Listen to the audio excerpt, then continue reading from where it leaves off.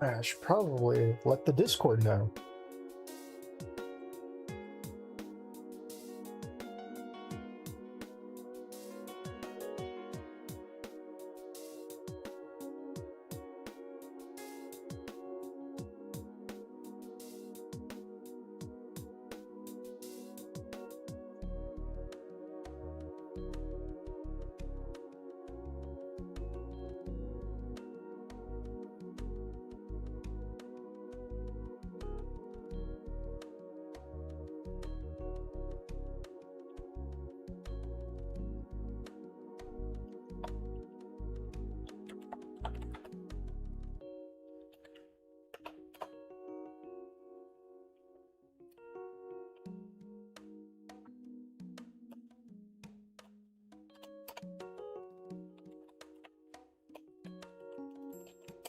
I don't know why everyone didn't want to work the first time, but okay.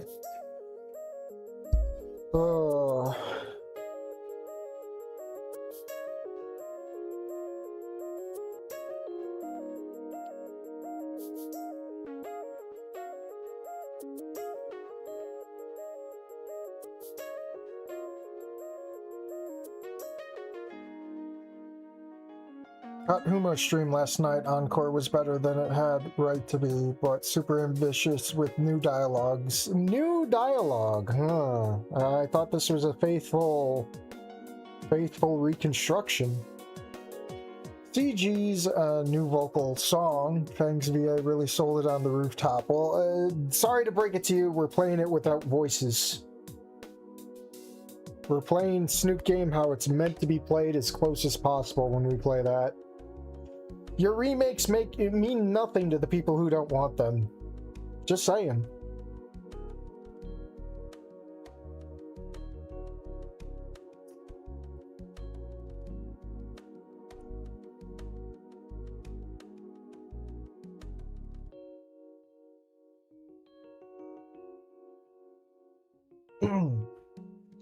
Hey, Dr. Coconut.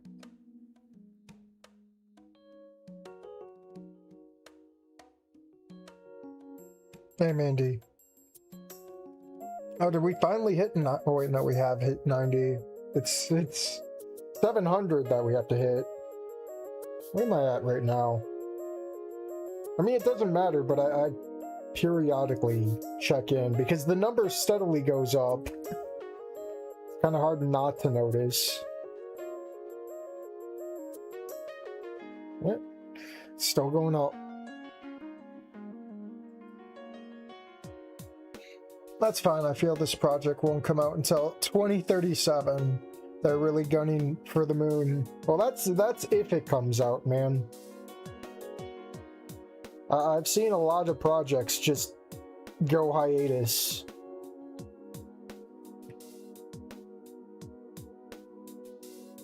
I had a stupid autistic thought about a mod idea. It's super autistic. I was thinking like like how they did with the Gordon Ramsay stuff with, what was it, Cooking with Fire? I was thinking, why not like a parody, what is it, Family Feud with like Naomi's family and the Paynes. That would have been funny. It's just, I need to, I'd have to script for that.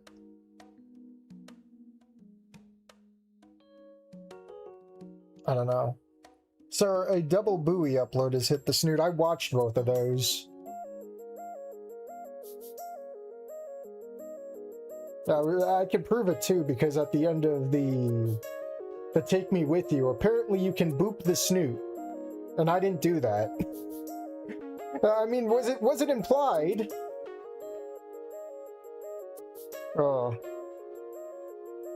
The things people do with menus now it makes me paranoid. Now I have to click around every menu just to see. Do it. Bowie actually played good mods. Yeah, for once.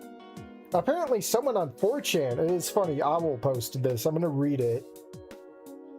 Owl posted someone bitching about Take Me With You on 4chan, which is funny. He's like, just watch the Take Me With You demo, and it was posted today. So I'm assuming it must be a Bowie watcher if he watched the demo today. It doesn't make sense that Bowie has fans on 4chan. I feel like most of Bowie's fans would be on Reddit. Or at least all of them. I seen a new rooftop CG, man. I don't like it. Yeah, I saw it on the border, which is cool because I can play with the nudity off. I can play with that off and piss more people off. It's great. Man, a lot of people are gonna hate me when I play Encore because I'm gonna be playing it my way.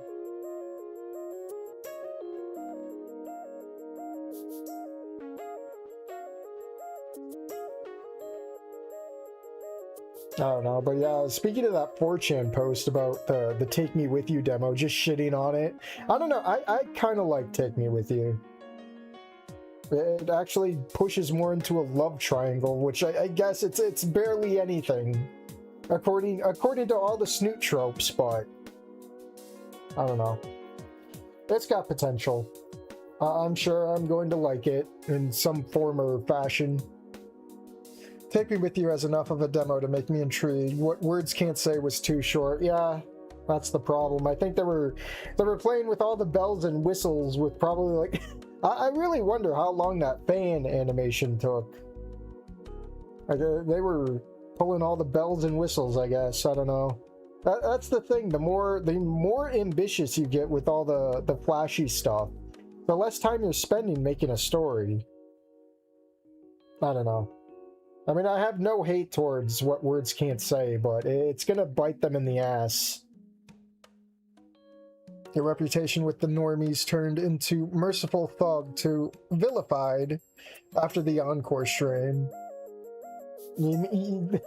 Which one? The first one or the edited part? I feel like I shouldn't have streamed that twice. Which is crazy. I was streaming it again, but I guess it was just like bug fixes or whatever that time. Which is a good thing I waited this time around. Now I don't have to stream it twice. Still crazy how the first stream has like 12k views. I don't know. The next stream's gonna get like a fraction of a percentage of that. I don't know.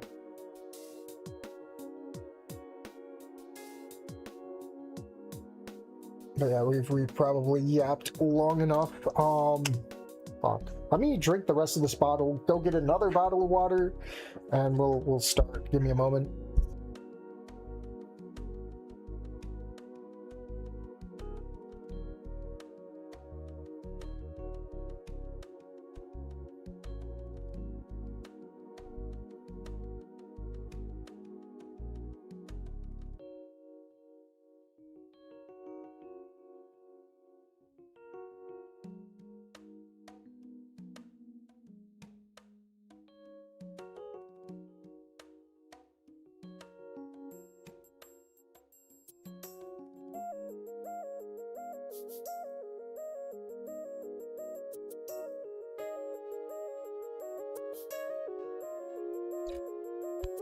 The laws will be stretched.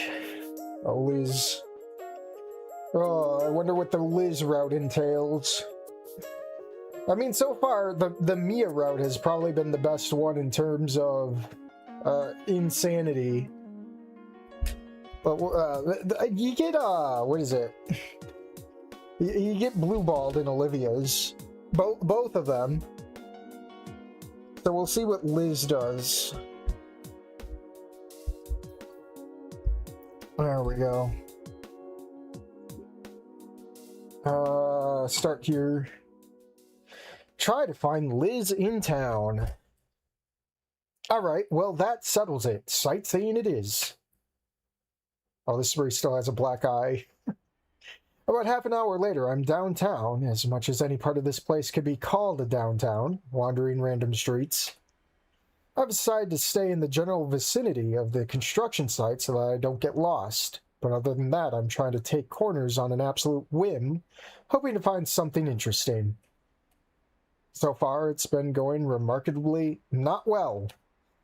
This place is littered with cafes and fast food restaurants, and the occasional drug or grocery stores smudged in between. But it's not exactly a tourist trap, not by any stretch of the phrase. The only two noteworthy things were a park and an art store, though they weren't anything special, suffice it to say. A park is a park and a store is a store, plus it was way smaller than the one that they have in the mall, which says to me that they're probably specialized in a certain kind of artist. Painters, most likely, if the easel's on display or anything to go by. I didn't go in to confirm it, and I won't either. At one point, I came across what I think is going to be the festival area, the one that Liz talked about when I first met her, with some vans parked around a square and heaps of plywood for the stalls. I see we got a new background here. Poorly drawn over dino guy. Dude looks like he's pooping out his tail than having one. I was kind of excited to see it until I realized there's nothing set up yet, making it just another big nothing burger. I briefly thought about going up to some of the carnies there to ask about their shit, but ultimately decided against it. If I want to listen to faux artists gushing about their inane shit, I could just look up Olivia. In fact, I was just about to give up on finding anything actually cool and instead take a beeline towards the suburbs when suddenly tragedy struck. So is it going to be Mia, Ben, Olivia? Mia. Yeah, I remember seeing this one. Tragedy in the form of a red and pink leather-clad whatever-saurus waltzing through town with meaning. I've never seen anyone be so angry with just walking before. I won't stick around to find out why, though. I'm sure she has her reasons, and I'm not interested enough to risk her taking it out on me. Mia's insufferable enough when she's her normal self, so I really don't want to see what it's like when she's not. Trying to make as little noise as I can, remaining invisible as though they were rounding humans up by the truckload, I back away. I back away to the nearest corner, and then I back away some more. Only when I'm more than a couple streets away do I allow myself a sigh of relief, and even then, a short one. Yeah, with Mia on the prowl, the idea of looking for Liz just went straight out the window. Instead, it seems the safest option is to go to the dorms, and, well, I suppose I could do all the homework I was trying to put off. Either that or I could bar the doors and close the blinds and build a pillow fort with a sign out front reading "No Girls Allowed," with the word "girl" struck out and "body" scribbled under it. Because it's seriously starting to look like I'm fast becoming the epitome of a pathetic loser fearing to get beat up in a public space in broad daylight. And by a girl, nonetheless. It's really not doing a whole lot to help pick my shattered ego out of the dust, that's for fucking certain. Oh, and the best part? It's only been 1 week so far. Oh boy. Oddly specific.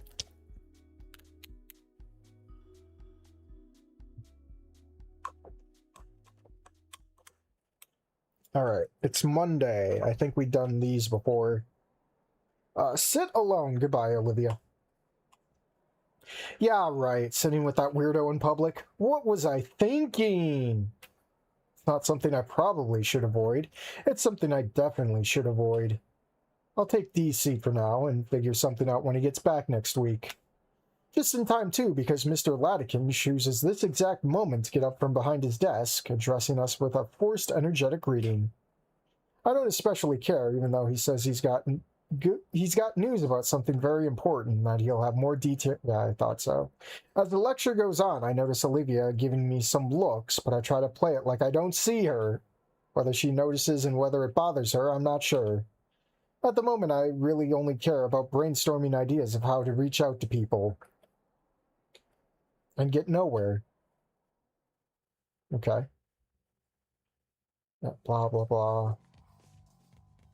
As soon as the bell rings, I'm already up, leaving the table while Olivia is still mid-sentence. The scraping of chairs against the floor. No, doesn't matter.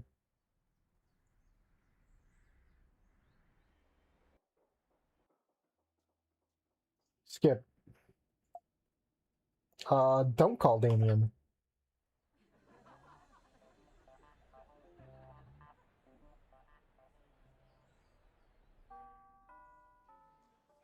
I'm squished. Tell them about Liz. If I need to talk to someone, I guess Liz is the best option. She's in the student council, she's a girl, and she's the least weird of the whole bunch. Hey guys, guess what? One of my friends here is actually in the student council, and she's like super nice. She cooks her own meals, and she's got her own apartment and everything. Her own apartment, huh? So you've been there by now, I take it. And they're all dinosaurs, right? Yes, Mom. Yeah, they're dinosaurs. Oh, which kind? Do they got the wings, or the neck, or the... I think, yeah, we've already been there. Okay, here's where we shoot our shot. Oh no, we decapitated Liz. Oh Lord. Oh boy, poor Liz. She's just stuck like that. That's hilarious. All right.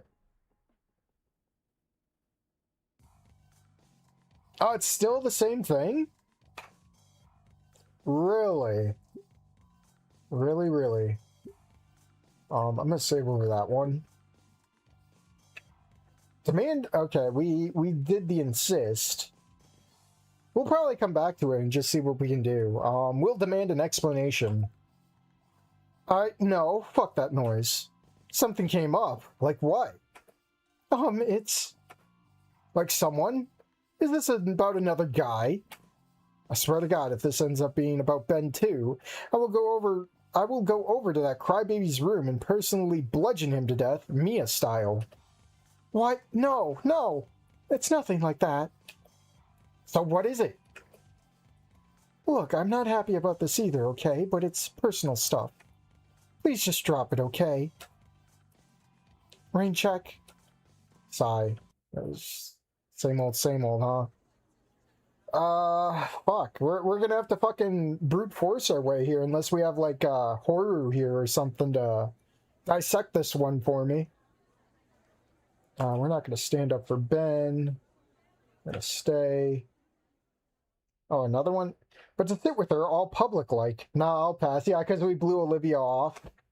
Even though at this point she hung around me enough that I could hardly deny being her acquaintance, sitting through a whole class and looking like the biggest pair of dorks is something I'd rather avoid, if all at possible.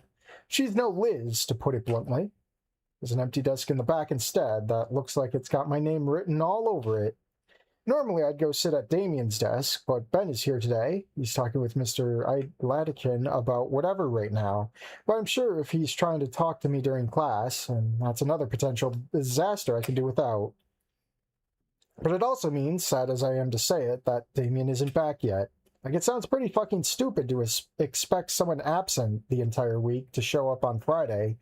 But we do have homeroom today. I figured if anyone is crazy enough to care about that sort of thing, it's the eldest brother responsible, moral compass Damien. Guess I was wrong.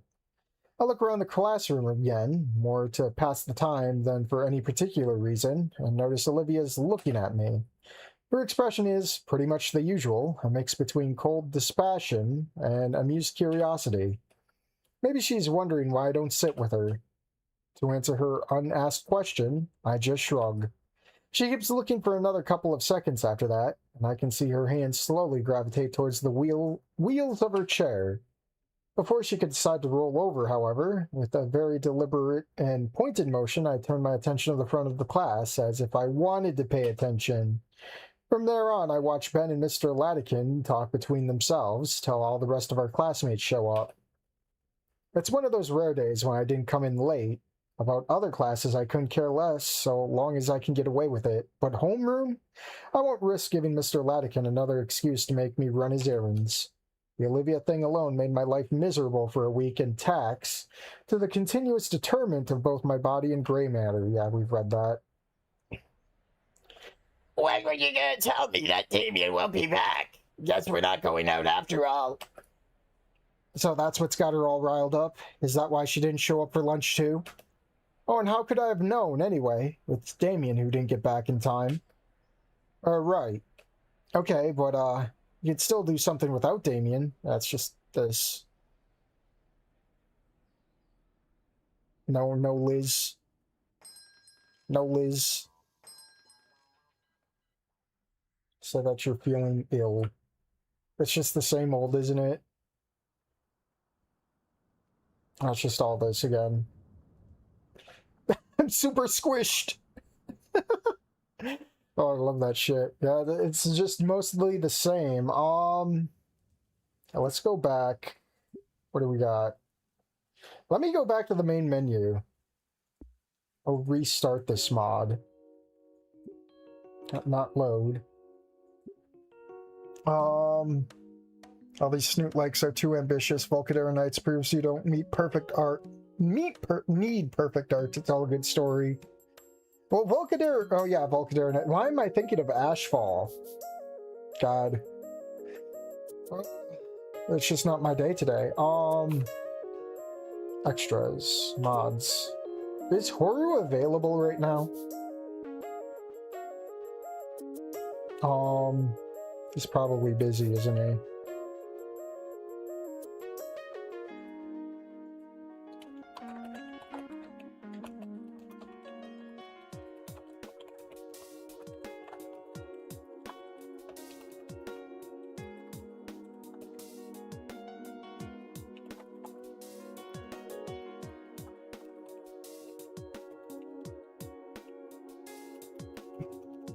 Kind of last minute, but if he can't do it, we'll just brute force, shoot the shit and all that.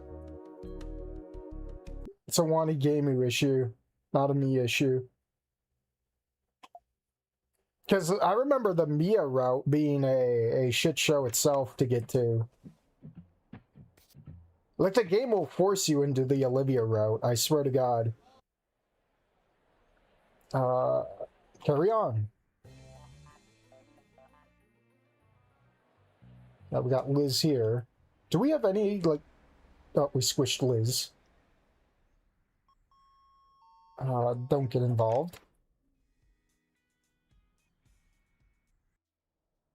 Coffee machine broke. Oh, God! Giant Mia! I think we kept quiet.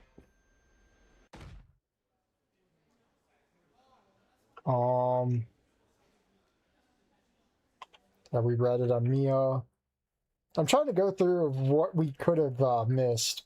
Yeah, can't someone else do it? I'm not really up for it today. I mean, I got this headache, and I still got to catch up on all the classes, and, yeah. Mr. Latikin looks disappointed with my answer. Fortunately, though, he doesn't push it. All right, Inko, you're free to leave then.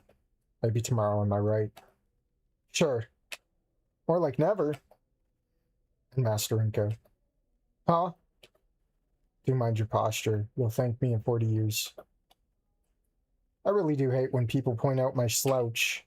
Is it even that important? Surely not. Still, I straighten my back and politely nod back to Mr. Latikin. Thank you, sir. After that, with a quick farewell, so that no more shitty duties could be dumped on me, I leave the duo to conduct their more intimate business. Oh boy. Small issue. Oh no. Oh no. Is that a storm?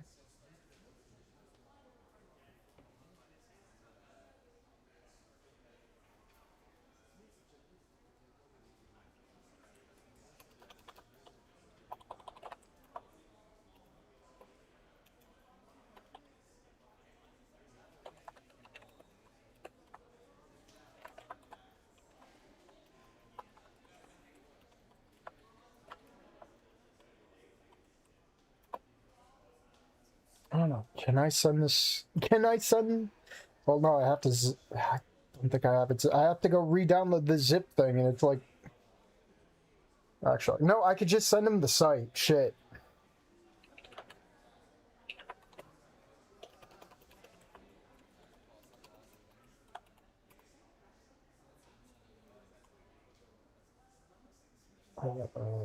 Yeah. The mega link.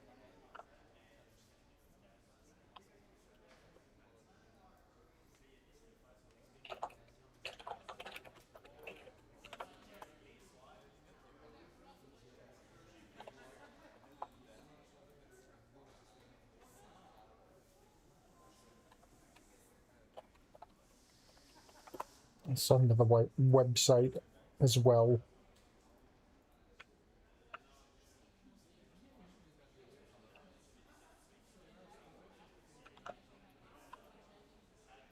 Why did I send it twice? Damn it. Shit. I'm awful. There we go.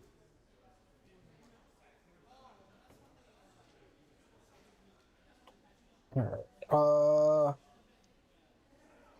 I think it's time to slowly unmelt our old, big, and angry friend who likes to spin. Is there a mod to have THINKO think less? There's been people who've been toying around redoing this. Where to now? I could sure go for another smoke.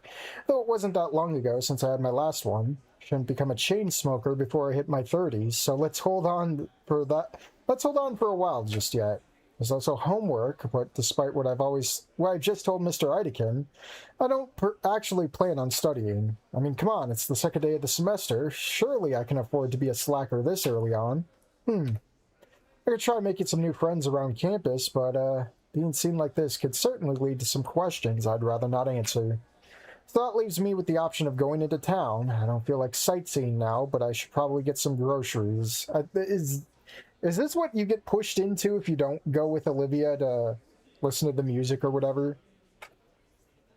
Alright, sounds like a plan. I'll make a quick stop at my room for another pill, and for my wallet and shit. And then that's that. Yeah, because we had a black eye and all that, didn't we?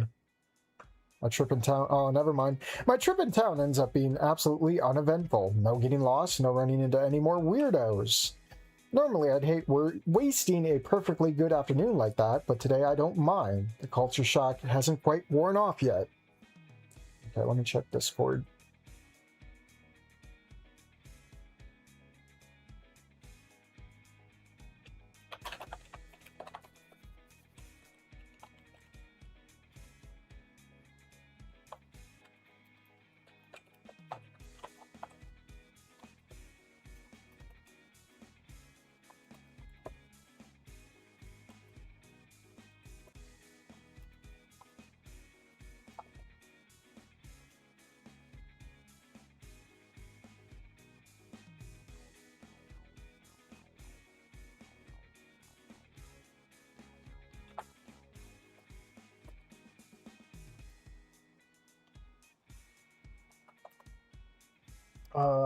The fact that people want to retool this and Dancing Towards Tomorrow begs the question, why?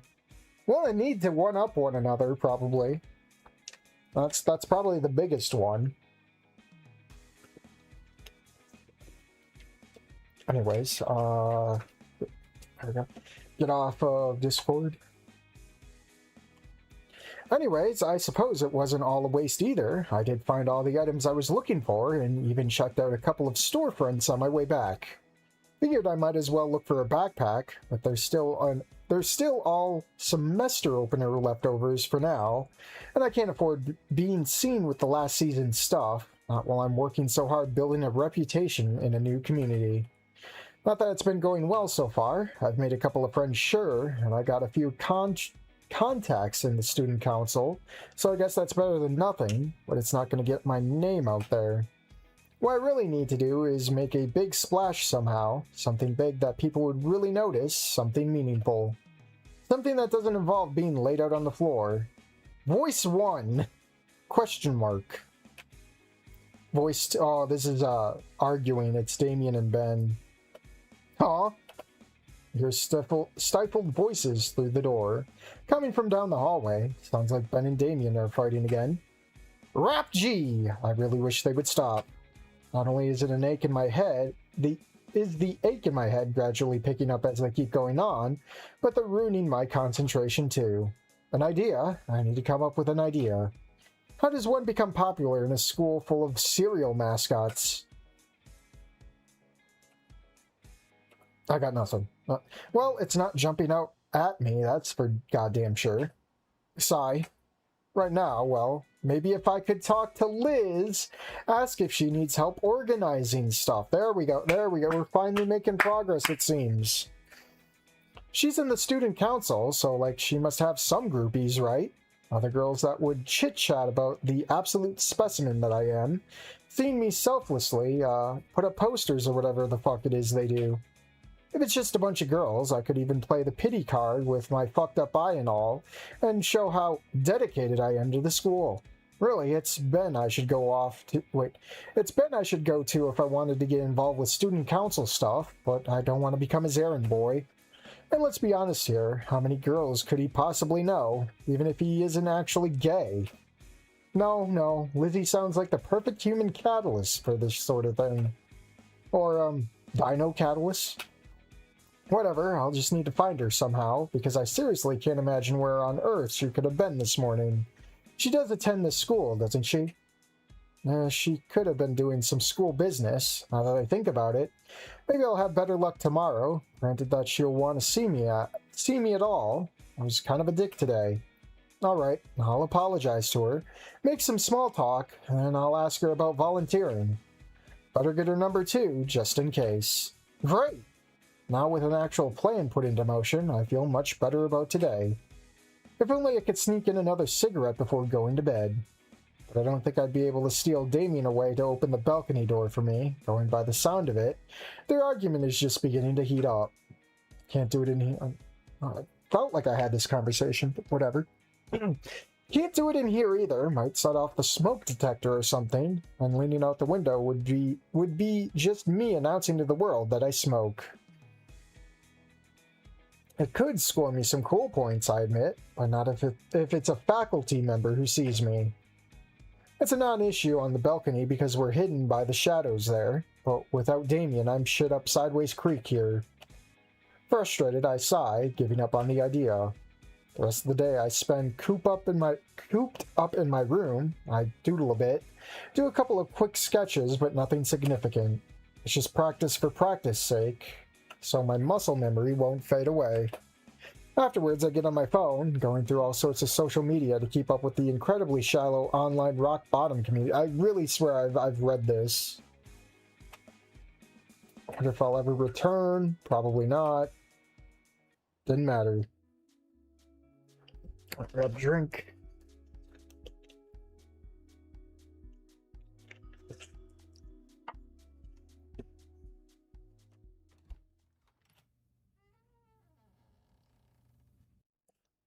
Skip.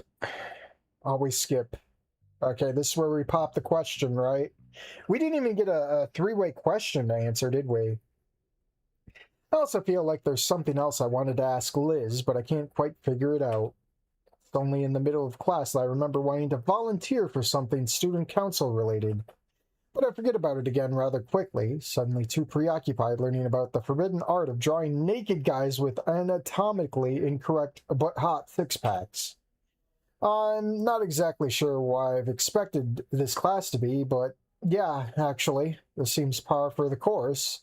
I don't even know why I'm being snarky about it, but it does make me think, is Liz the kind of girl to fantasize about six-packs? Male six-packs? My six-pack? If I had any? Doubt I'll ever really know. Wowie zowie. Walk with me? Yeah, okay. Okay. Well, okay. Even though Lizzy Lizard still is one of those dino weirdos, I see no actual downside to talking with her.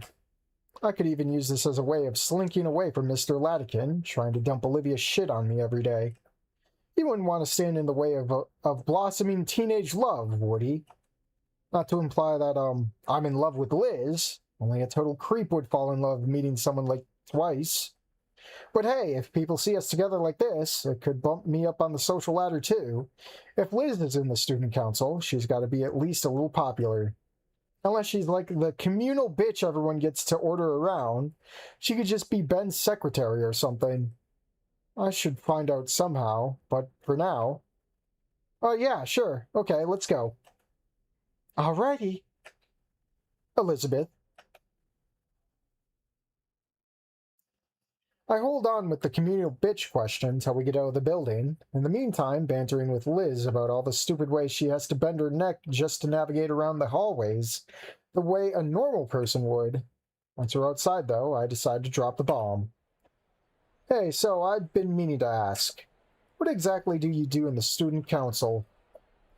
She thinks about her answer for just long enough that I start to think I actually had it right. Well, if you want to get all technical, I'm the chief treasurer. Takes me a second or two for the gravity of her words to sink in. I stop dead in my tracks, and at first Liz just walks past me before she realizes what's happened. Inko, what's wrong? Treasurer? You mean you handle all the school's finances and shit? Isn't that like a huge fucking responsibility for a student? Liz is surprised, but then her face softens, giggling. No, stupid. I mean, I wish, but no. Huh? She sighs, rolling her eyes. Okay, first of all, no, I don't handle the school's finances. I only balance the Students' Council's budget. You know, for the events we organize, for our garden program, for our athletes. Though we stopped doing that after when Mia started winning most of those. But we also have, like, trophies and stuff for the winners of the class cups. Class cups? There are these semester-long competitions between classes for who can recycle the most plastic, stuff like that. The winning classes get, like, a stack of pizzas or something. That's kind of cool.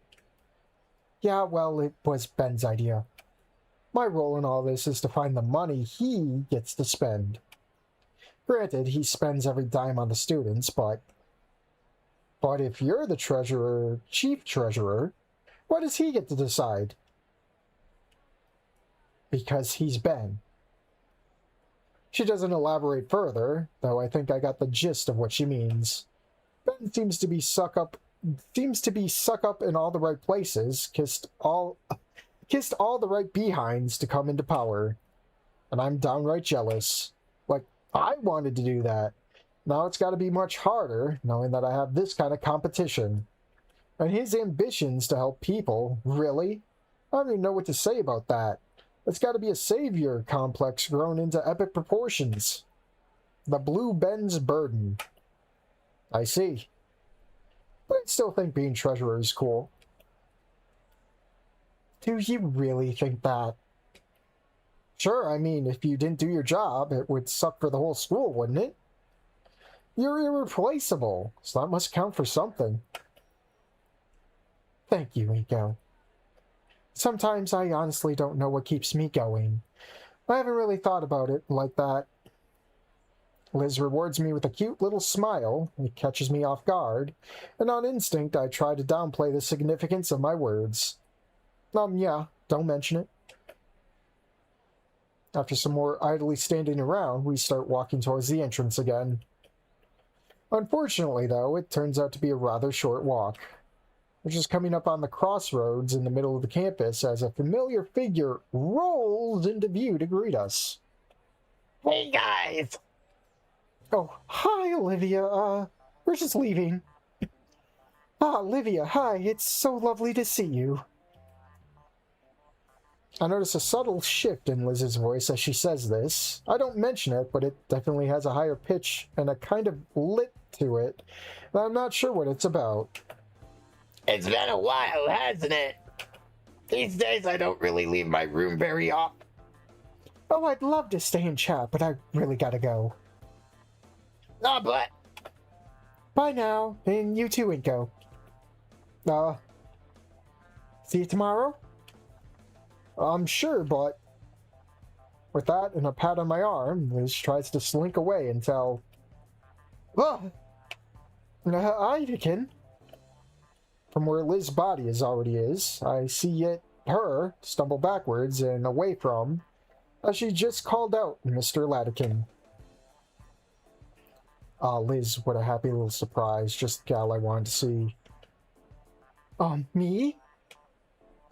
Yes, about that nasty business with Mia and Master Inko, who I see is present also.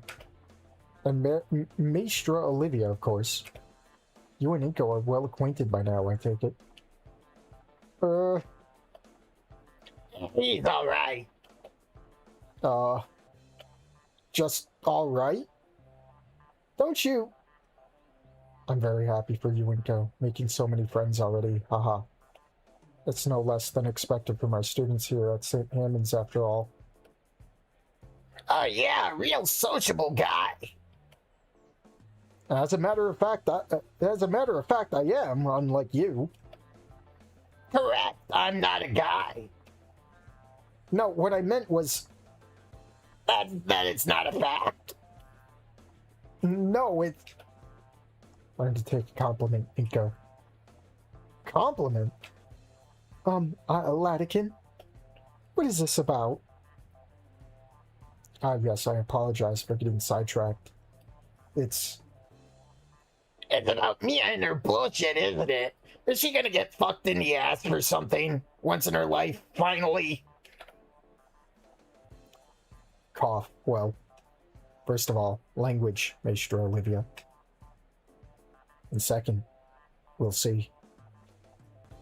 Liz, Inko, would you be so good as to accompany me to the student council's office? I would like to ask you two some more questions, if that's okay with you. Of course. Sure. Very well. Let's go then. A pleasure as always, Maestra Olivia. Give my best to your father, would you? Those cookies he brought to our latest parent-teacher conference were simply divine. Haha. Oh, he'll definitely be happy to hear that. Goodbye, Mr. Latican. Bye, guys. Bye-bye. Bye. After spending another brief moment eyeing this weirdo, I turn away and quickly catch up to Liz and Mr. Latican.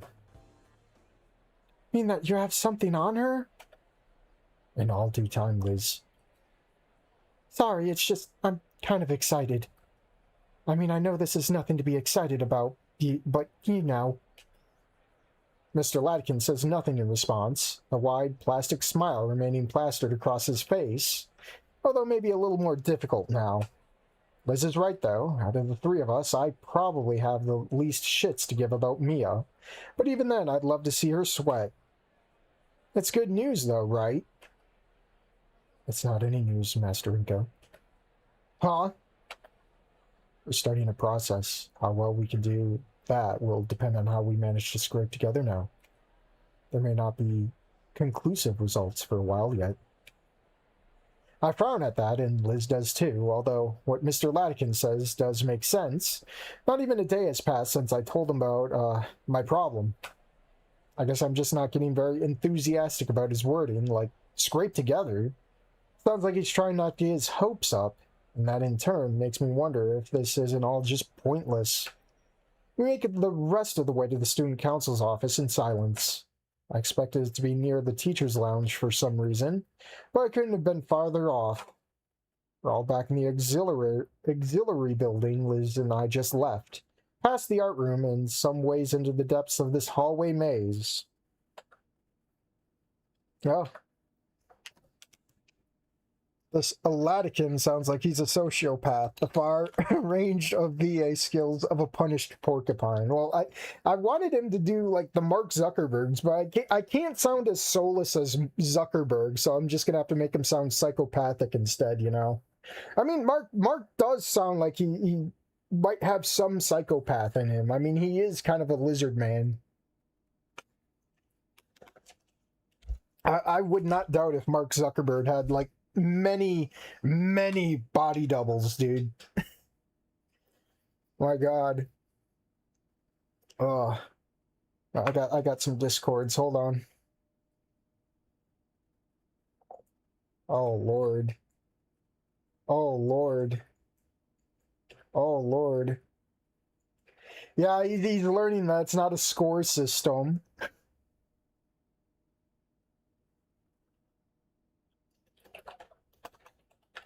Oh, I gotta reply to Horu.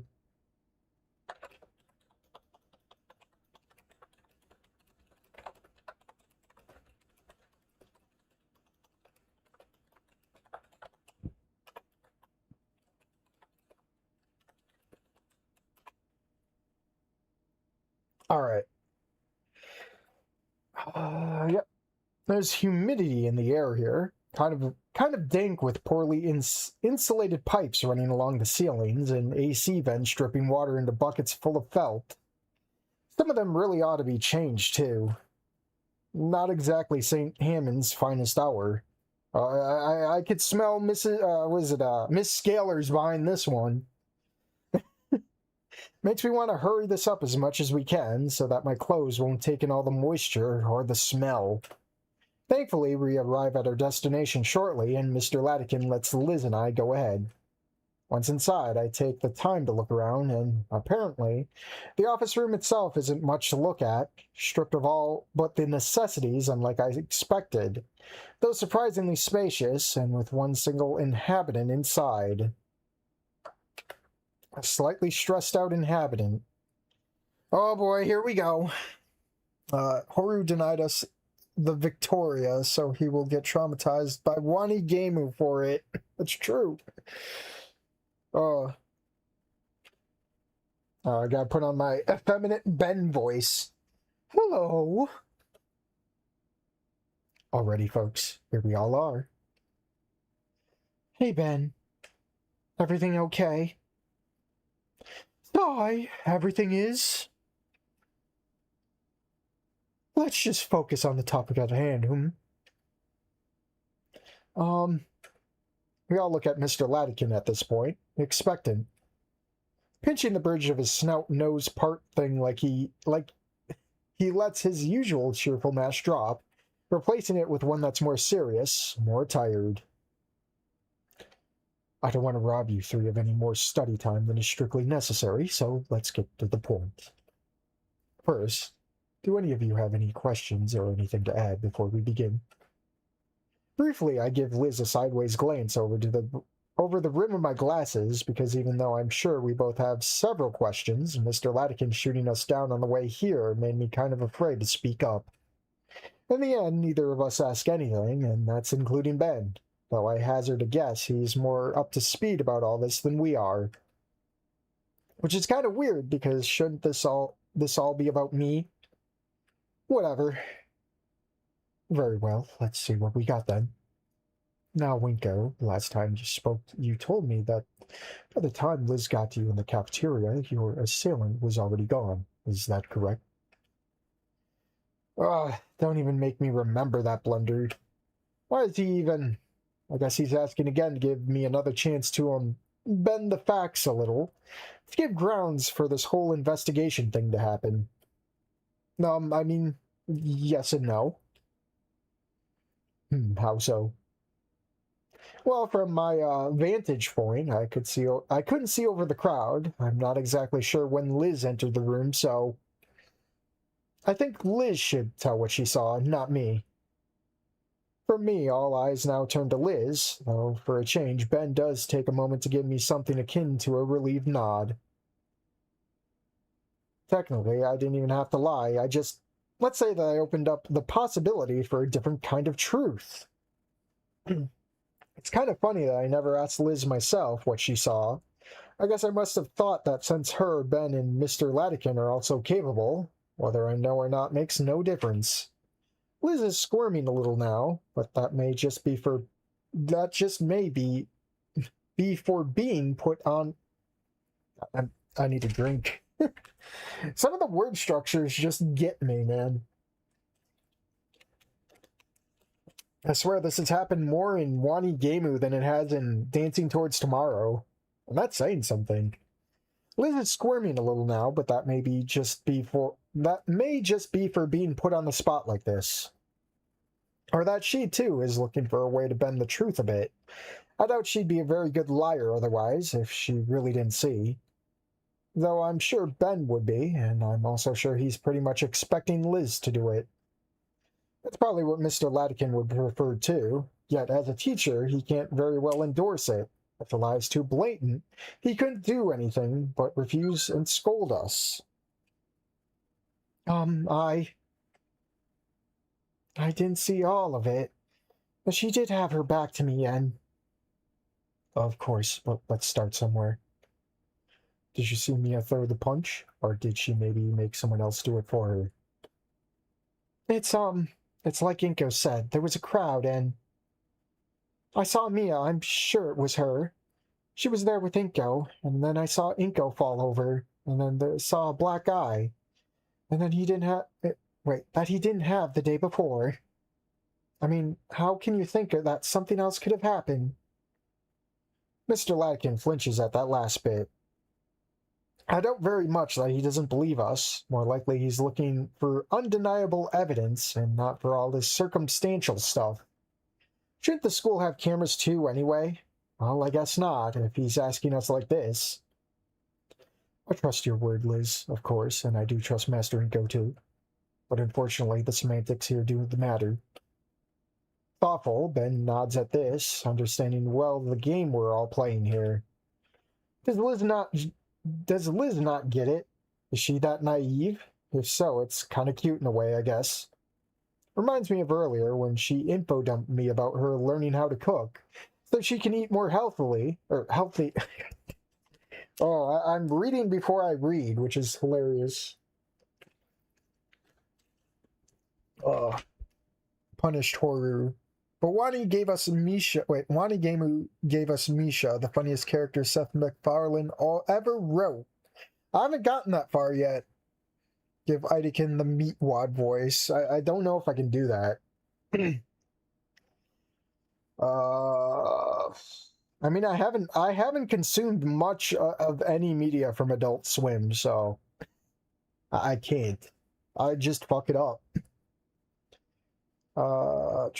So she can eat more healthy. It gives me these next door neighbor girl core vibes. So, can we tangibly tie Mia to the scene now? That's helpful. Was there anyone present you fellows trust? Perhaps your peers in the student council?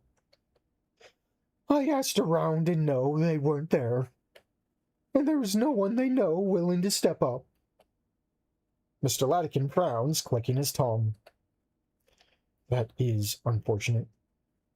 At this point, there's a pause, us waiting for him to continue his line of questioning, and he just kind of not doing that.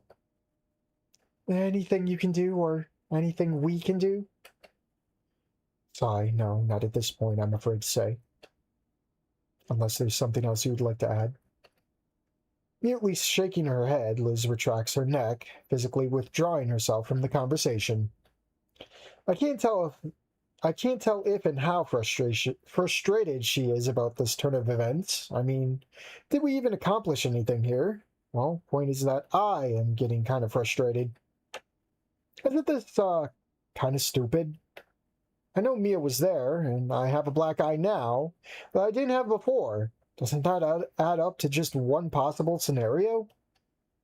Plus, we have other witnesses, but they're just too afraid to speak. Couldn't we, offer them something in exchange? Surely, Master Inko, you're not suggesting that we involve false witnesses in disciplinary action? Before I can answer, he raises a hand, hushing me. I do understand your impatience, Inko, but please, try to understand my side of the whole affair. Without reliable evidence, Mia's parents will, and her mother especially, tear this story to shreds. Thanks to Liz's status as someone proven trustworthy, having such a highly regarded position in the student council, it'd be very hard to refute her account. But, to speak the truth here, I simply don't know what happened. I don't know if anyone else was involved, or even who started all this, for that matter. Victimhood doesn't resolve a person of his responsibilities, Master Inko. Wait, what? The fuck is he saying? There's no fucking way in hell this could backfire on me, can it? Do Mia's parents already have their claws in Mr. Ideken's side or something? Is this all a sham? Without any words coming to me, mouth left agape, I look variably between the three diners in the room. Neither of them adds anything further to the scene. I see. This time it seems there truly isn't much to add. Mr. Latkin takes the silence in stride and moves over to place a hand on my shoulder in a way that feels rather more patronizing than caring. Please, give us some time. Truth will out, I'm sure of it. I think truth will come out. Truth will out. Now, I hate to say this, but Things being as they are, I'd very much like for one of you boys to escort Liz home. What? Idakin, you can't mean that. No, of course, this is just a precaution. I'd sleep much better knowing that. We understand, and I volunteer. Ben, you don't. I know how busy you are, and it's for the best, Liz, please. Oh, rap G. Liz's exasperation about having fucking Ben as a bodyguard is so clearly written across her face, even I can feel the secondhand humiliation whiff off her. These nerds surely won't make her say it out loud, will they? Will they? Sigh. Ah, here we go. Let the scene play out. This is a new one. Where are we? Let's save over this. Fuck it. We will volunteer. Because that's probably for the Liz route, isn't it? You're in America, Inko. Just get a gun. It's time to go pumped up kicks. You know my biggest pet peeve with this mod? Everything, just everything. The biggest pet peeve is there's barely any fucking music in this mod, dude. Like, I don't care. Like, use Wani music. Use Snoot music. Just use them as placeholders. A lot of the silence just drives me insane, and I think that's kind of more of the reason why I stumble over a lot of this shit, too, is I gotta hear myself say this shit, and it stumbles me. And my voice doesn't get to, bounce off the music here and get silenced in a way, you know? It's boring and there will be no payoff. That's probably right. I mean, the Liz ends halfway through. The only one who got some sort of, like, a reward was, like, Mia. It's sad. Come on, guys, be reasonable. This is my deal. I'll go. Plus, I could do with seeing more of the town. What? You? You could stay out of trouble for a day and a half. So no, I don't think so. Making a point of ignoring Ben's comment, I turn to Liz and nod towards the door. Shall we, Miss Elizabeth? Despite the relief I was expecting to see on Liz's face, instead there's only hesitation. And then I realize this way of asking may be setting her against Ben a little too visibly, too uncomfortably for her. I mean, they supposedly are friends after all. Let's give her an easier way out. Unless, you know, you're not cool with being my tour guide. I snicker at the end, acting a bit more goofy than would be strictly necessary, just to break the ice, kind of. And this time, Lizzie giggles back at me, looking like she doesn't even notice that she had to be manipulated into saving herself. It wasn't exactly my intention to manipulate her, but sometimes people just can't help themselves. Oh no, not at all. I'll happily end. She doesn't finish her sentence, though, turning to Ben yet again. And I almost can't help but scream. I mean, if this is okay with you, Ben. Oh, come on! Well, I wanted to talk to you about further action to take, but... Sigh. I'll message you later, okay? With those parting words, finally, Liz gets a move on and all four of us leave the student council's office. There isn't much said as we make our way to out of the auxiliary building, or as we say goodbye to Ben and Mr. Latikin. Although they do make a point, and Mr. Latikin especially so, to make us promise that should Mia try anything funny, we'll let them know immediately. I don't think it really matters. I mean, how fucking stupid would Mia have to do something like that? But I guess it's nice to know that they care.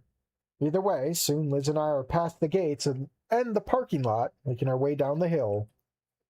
Finally, we get to go down the hill with not Olivia. Well, Act 1. Okay, now we finally finished prologue, Act 1. When in the eye of the beholder, consider the source.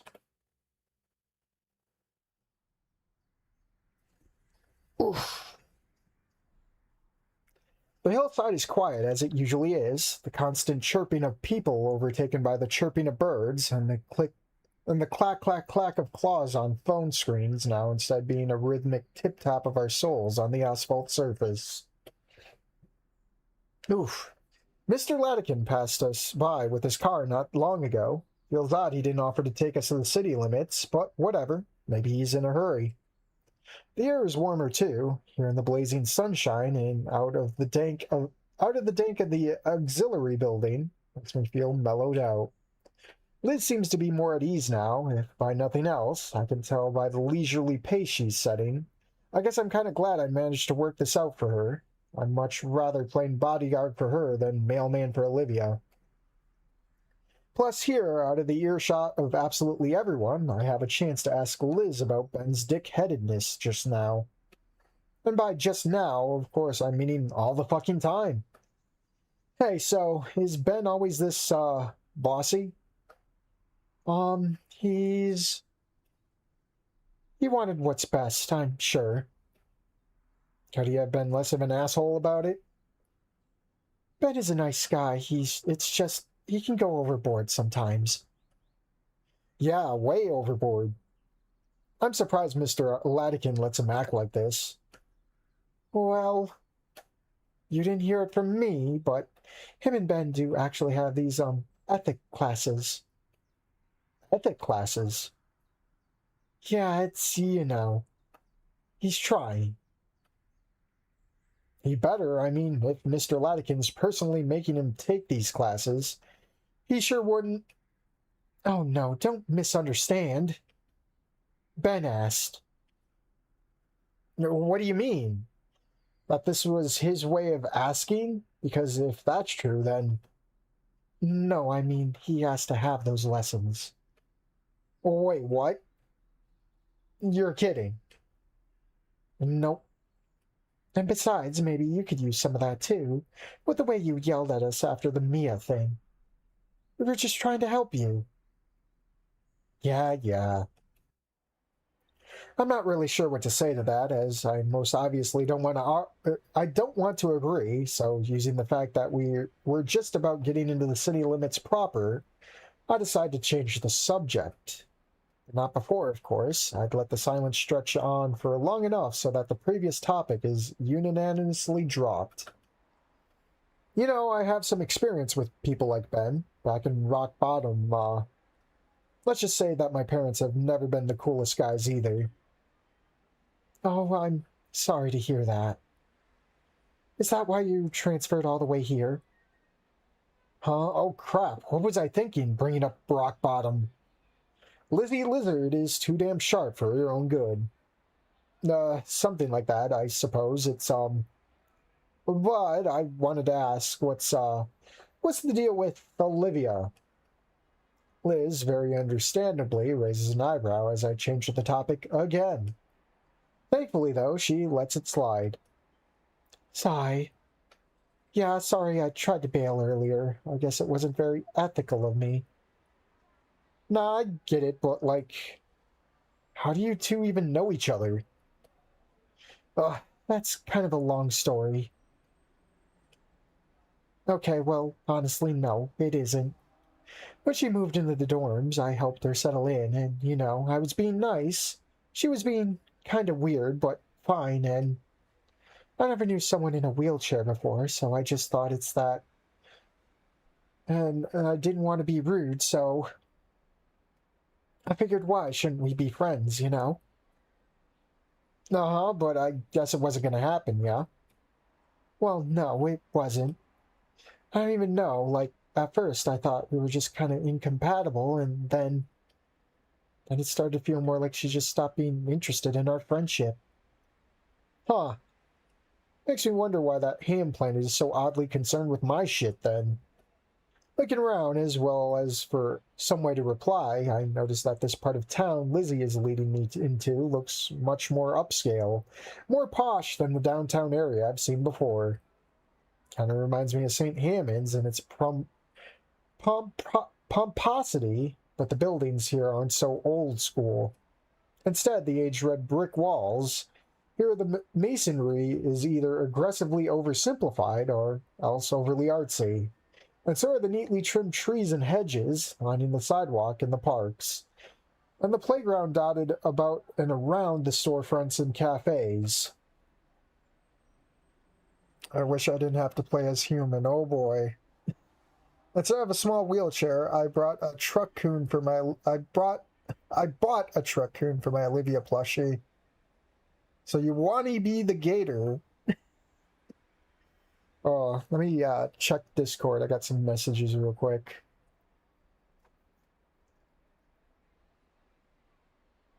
Oh boy, we already failed the route apparently. We have to stand up to Mia.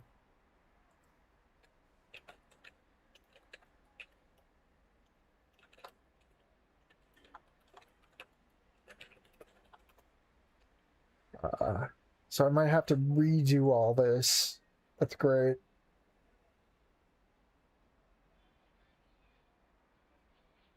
Oh yeah, we skipped Olivia too, so let me stick a fork in this. We'll have to come back. This is great. Oh, we'll save over this. Fuck it. We'll start it again.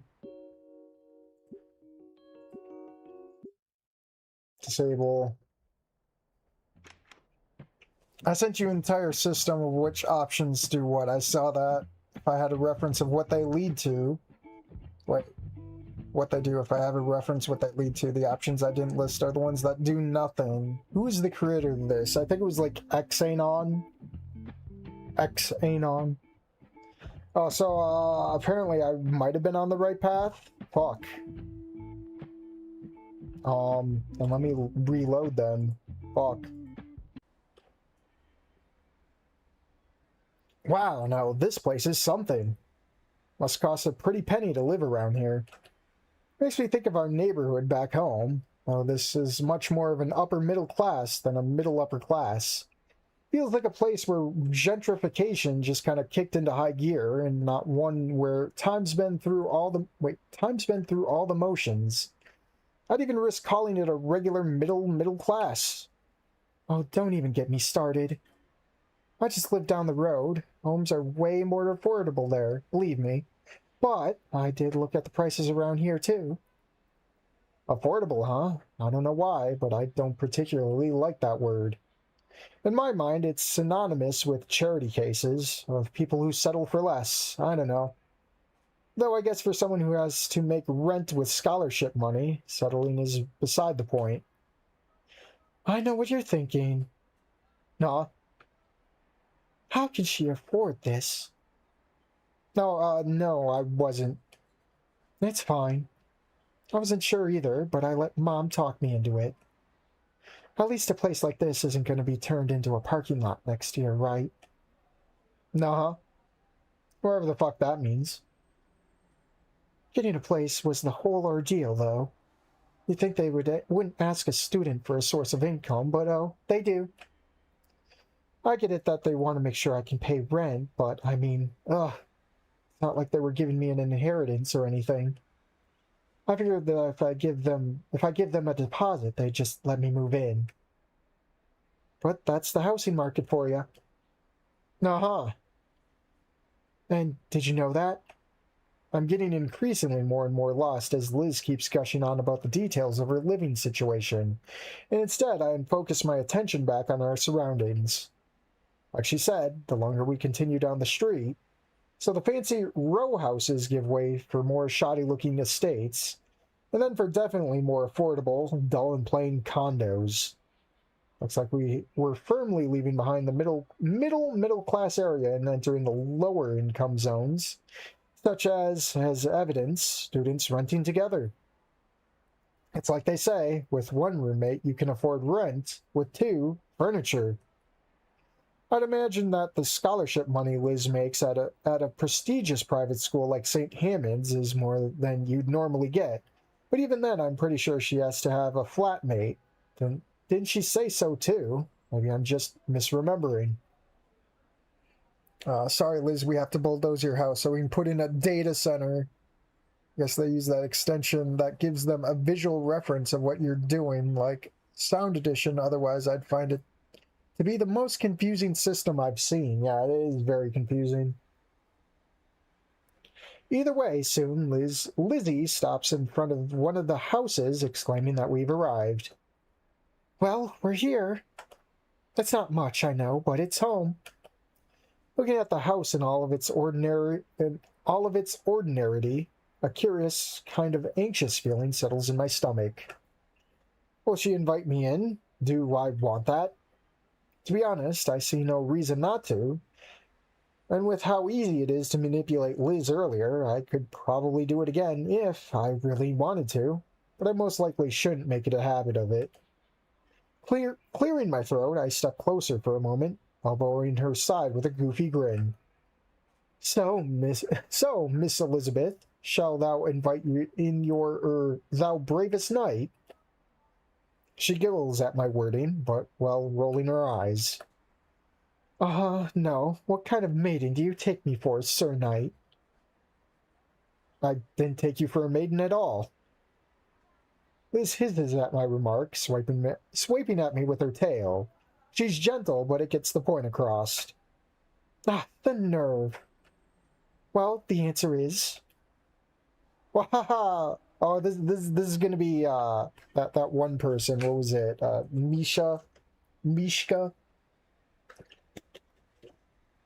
Mishka from Not Coda? Lilies! You didn't say you were bringing a guy home! Who's this? What? No, this isn't what it looks like. Well, what does it look like, Liz? I don't know what voice I'm giving to her, but I'm rolling with it. Oh, it's... Let me at least look at him. Let me. Holy Raptor Jesus, what is this? What is even happening right now? And I thought my man Damien was energetic. Oh, hold on. I know who you are. You do? Yes, you're that poor boy that got in trouble with Mia. THINKO, right? Yeah, and you are. Other than loud. This is Sai. THINKO, meet Misha. Oh, Misha, not Mishka. Never mind. We rent together. My pleasure. So, coming in? No, he's not. Don't you think that maybe you should ask me before? THINKO, do you want to come inside? Sure. But... Sorry, Lizzie, it's 2 against 1 now. Yeah, sorry, Lizzie. You two are unbelievable. No, this was decided fair and square, wasn't it? Wasn't it? I'm sorry, are you being funny?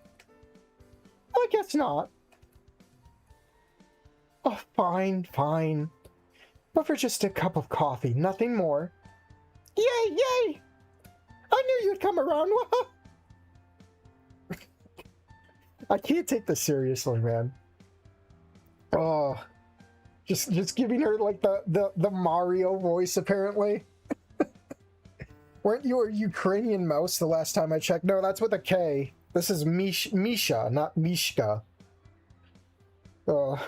Sigh. Just let's get inside before I change my mind. Oh boy. I need water. Oh, we're already over an hour with this, man. As I follow the 2 girls inside and up the stairs, they begin to chat between themselves about their days. Misha, naturally, continues to be the energy fuzzbomb she's been so far. From their conversation, I gather that she's a year or 2 below Liz and me, and who could have guessed it, also in the student council. I wonder what happened. Were they already living together, and did Liz convince Misha to join? Or was it the other way around, and did she get her to... did she get her to share a roof? Or maybe it was just happenstance for all I know. Inside, though, Liz's invitation sounded like a 5-minute tops thing. I'm asked to take my shoes off, lest I scratch up their precious linoleum and totally not vinyl floor, I take it. the interior is about what one would expect from two girls living together. Live, laugh, love poster? Present, probably Misha. An alarming amount of dead potted plants? Accounted for, probably also Misha. Myriad of little piles of laundry, all accompanied by an utter refusal to do it now. Check and check. Oh, and the coffee? Instant. Yeah, alright, I'm not going to say that I had my hopes up, but my taste buds just weren't invited for this cup, I guess. Misha, woefully oblivious that she's being a bad hostess by inviting me into such a messy place, continues to blabber on, and man, she's asking a lot of questions. Where I'm from, how long I've been staying here, what courses I'm taking. There are a couple of questions here and there that I have to carefully word my way around, but mostly I'm enjoying the fanfare. Although I must admit, it does get a little tedious as she still goes on for well after our cups are emptied.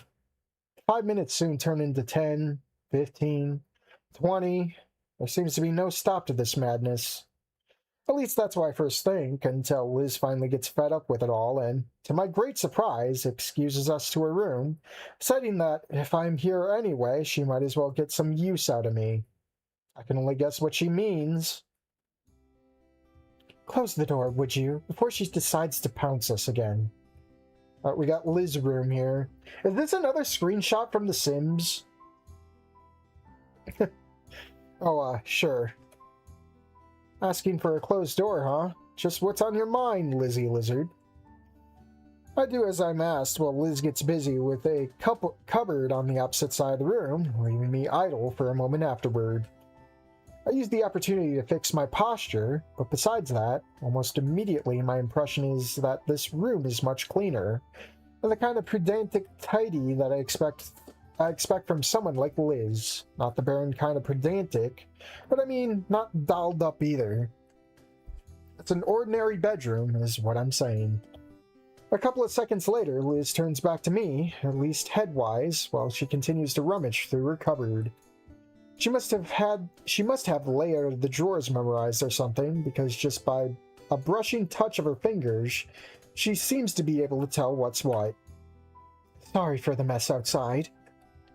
We've got kind of a turf war going on. Huh? A turf war? Of course, I can tell what she means. Why keep a common area clean if the other person isn't putting in an effort? At least that's my interpretation of the situation. It's kind of weird, though, that people living together can't agree on something so basic. I've never had to share my living space with anyone so closely before, like, not mentioning my parents, but... It's, well... Ah, found it! Closing the cupboard, Liz finally turns her body to face me, holding in her hand a string of lights. Not exactly what I was expecting, although I'm not exactly sure what I should have been expecting either. What are we doing again? I bought these on Monday. Remember when we met in the mall? I've been meaning to put them up since, but Mishka keeps saying tomorrow, tomorrow. And well, here you are now. Oh, that makes sense, I guess. Kind of disappointing. Yeah, okay. With that, Liz very unceremoniously hands me the lights. So, where do you want it? Here, above the bed is fine. And don't worry, just climb right up. With a mental shrug of my metaphorical shoulders, I do as I'm told and hop onto the bed. It's very soft, making it a bit hard to keep my balance, and especially so on the sheets that I can tell even from a distance are made out of silk. Wait, just now I'm noticing too that the bed and overall room itself smells a lot like Liz does. Perfume and something else I can't very well describe, giving off an olfactory sensation equivalent of touching freshly printed paper. So I just realized Liz's bed is like super skinny. How the fuck are you fitting all of that neck into the bed? Unless you just coil it up like a snake, but that just doesn't feel comfortable enough. I think you'd want a bed that just like let your neck freeform, you know? I mean, I can only imagine after coiling up your neck for like 12, well not 12, 4 to 6 hours a night, and then waking up with like the worst cracks in your neck. My God. She puts her neck and head on a padded shelf. It's hilarious. That still hurt waking up. I'd want my whole neck not to be hanging either. But I try not to pay it much attention instead. Too busy myself, I let the coil of wire unroll and find one of the ends, and begin stringing it up on the picture frames and empty nails along the wall. Being alone with a girl like this in a room, against all odds, it's putting me at a bit of unease. So I try to come up with something to say. Words aren't much more comfortable than feelings. So, why exactly do you need a second person to do this? Hello? Do you really expect me to cram my head under the ceiling there? Huh? I mean, my head fits here? Uh-huh, yeah, but you have the convenience of your head being connected to your shoulders. I stop for a moment, needing a second take to process Liz's words. I have what? I have ligma? Can't you just, like, move your head in the same position? Sigh. It's not that simple. I just try to imagine what it'd be like if you had what it'd be like if your center of mass didn't move together with your head. It's also very easy to orient your hands around your point of view because you can relate both to where your body is. Or what? I have no idea what you're talking about. If you closed your eyes, you could still kind of feel around where your hands are, right? Sure, so what? Well, you're not really, like, subconsciously estimating the distance to where your eyes are, but to where your body is, and your head just moves with it. But not for me. Huh?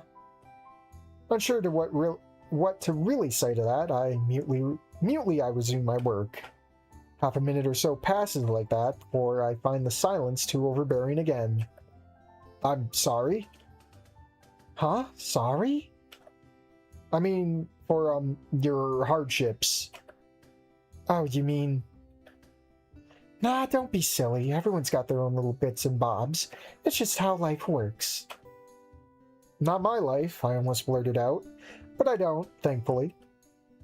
Despite all the stupid things Liz apparently has going on in her life, just on account of her long neck, if she truly doesn't see this as a hindrance, then I'm not going to call it that either. I mean, it's not like having a long neck could be considered a disability or anything. Sure, it might be uncomfortable, but it must have its benefits too. And I wouldn't consider myself disabled for not having those benefits.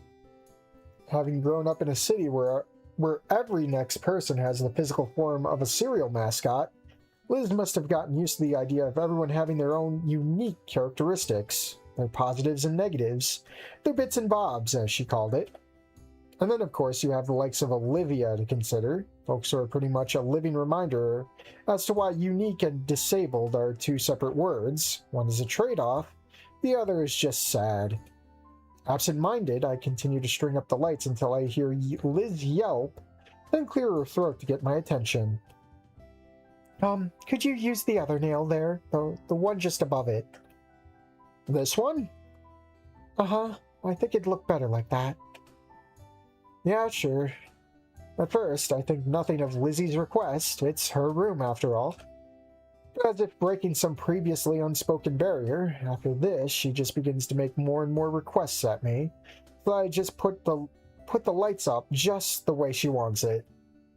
A little bit to the left, make it tighter, let it sag, do a hoop. At some point, I start to feel my patience slowly running out, and it becomes kind of hard to put up with all these meaningless minute changes. And even then, I only endure it because there's less than a yard to go. Eventually, though, the exercise comes to an end, and after doing the final double check and some tidying up, Liz announces that we're done.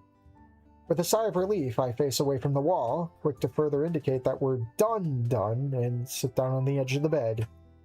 Happy? Yes, it's perfect. Thank you. It better be. While Liz continues to inspect the lights, plugging them in and out and playing with the blinds on the window, I let my eyes wander around the room. Still, it's pretty much your average bedroom, only so few touches that indicates that it is, in fact, a girl's room. Like a desk with a mirror, chocked full of tiny boxes of what I think to be various kinds of makeup stuffs, and containers for accessories. I've seen my fair share of them in the backgrounds of pics posted to YWIT threads. On the bedside table, there are some generally girly things too, like several different combs and a tube of lipstick, some incense burners, but it's also full of papers, with the topmost view of them full of seemingly random scribbles. Intrigued, I pick one up and try to ascertain its meanings. What's this?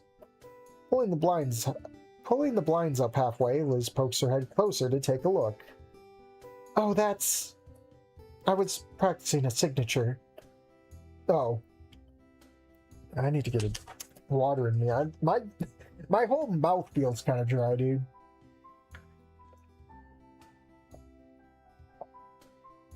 Ugh.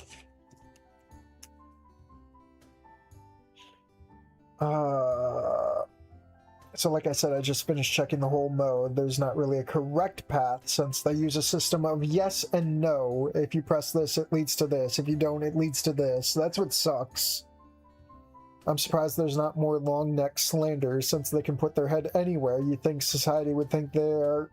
Oh boy. You must suffer by Wanigamu horror for denying us Victoria. I'm watching Porku in 144p. Oh boy. Wanigamu will continue until the Victoria route gets unlocked. Oh boy. With this knowledge in mind, the scribbles do start to make more sense. I can almost make out the word Elizabeth in some of them, but her last name, or I don't know if I heard a teacher say it once, but all I can make out is the last letter F. As if feeling the need to explain further, Liz clears her throat in a kind of bashful way, taking the paper gently from my hands. Since we're so close to graduation now, I figured I'd need a signature sooner rather than later, right?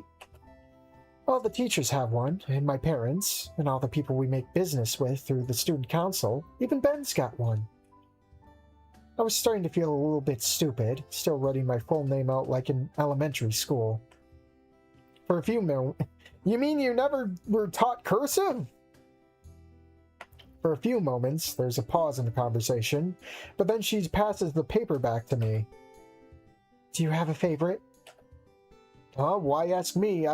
Oh, it's because I'm an artist, isn't it? Or that Liz is acknowledging my superior aesthetic sense, either or.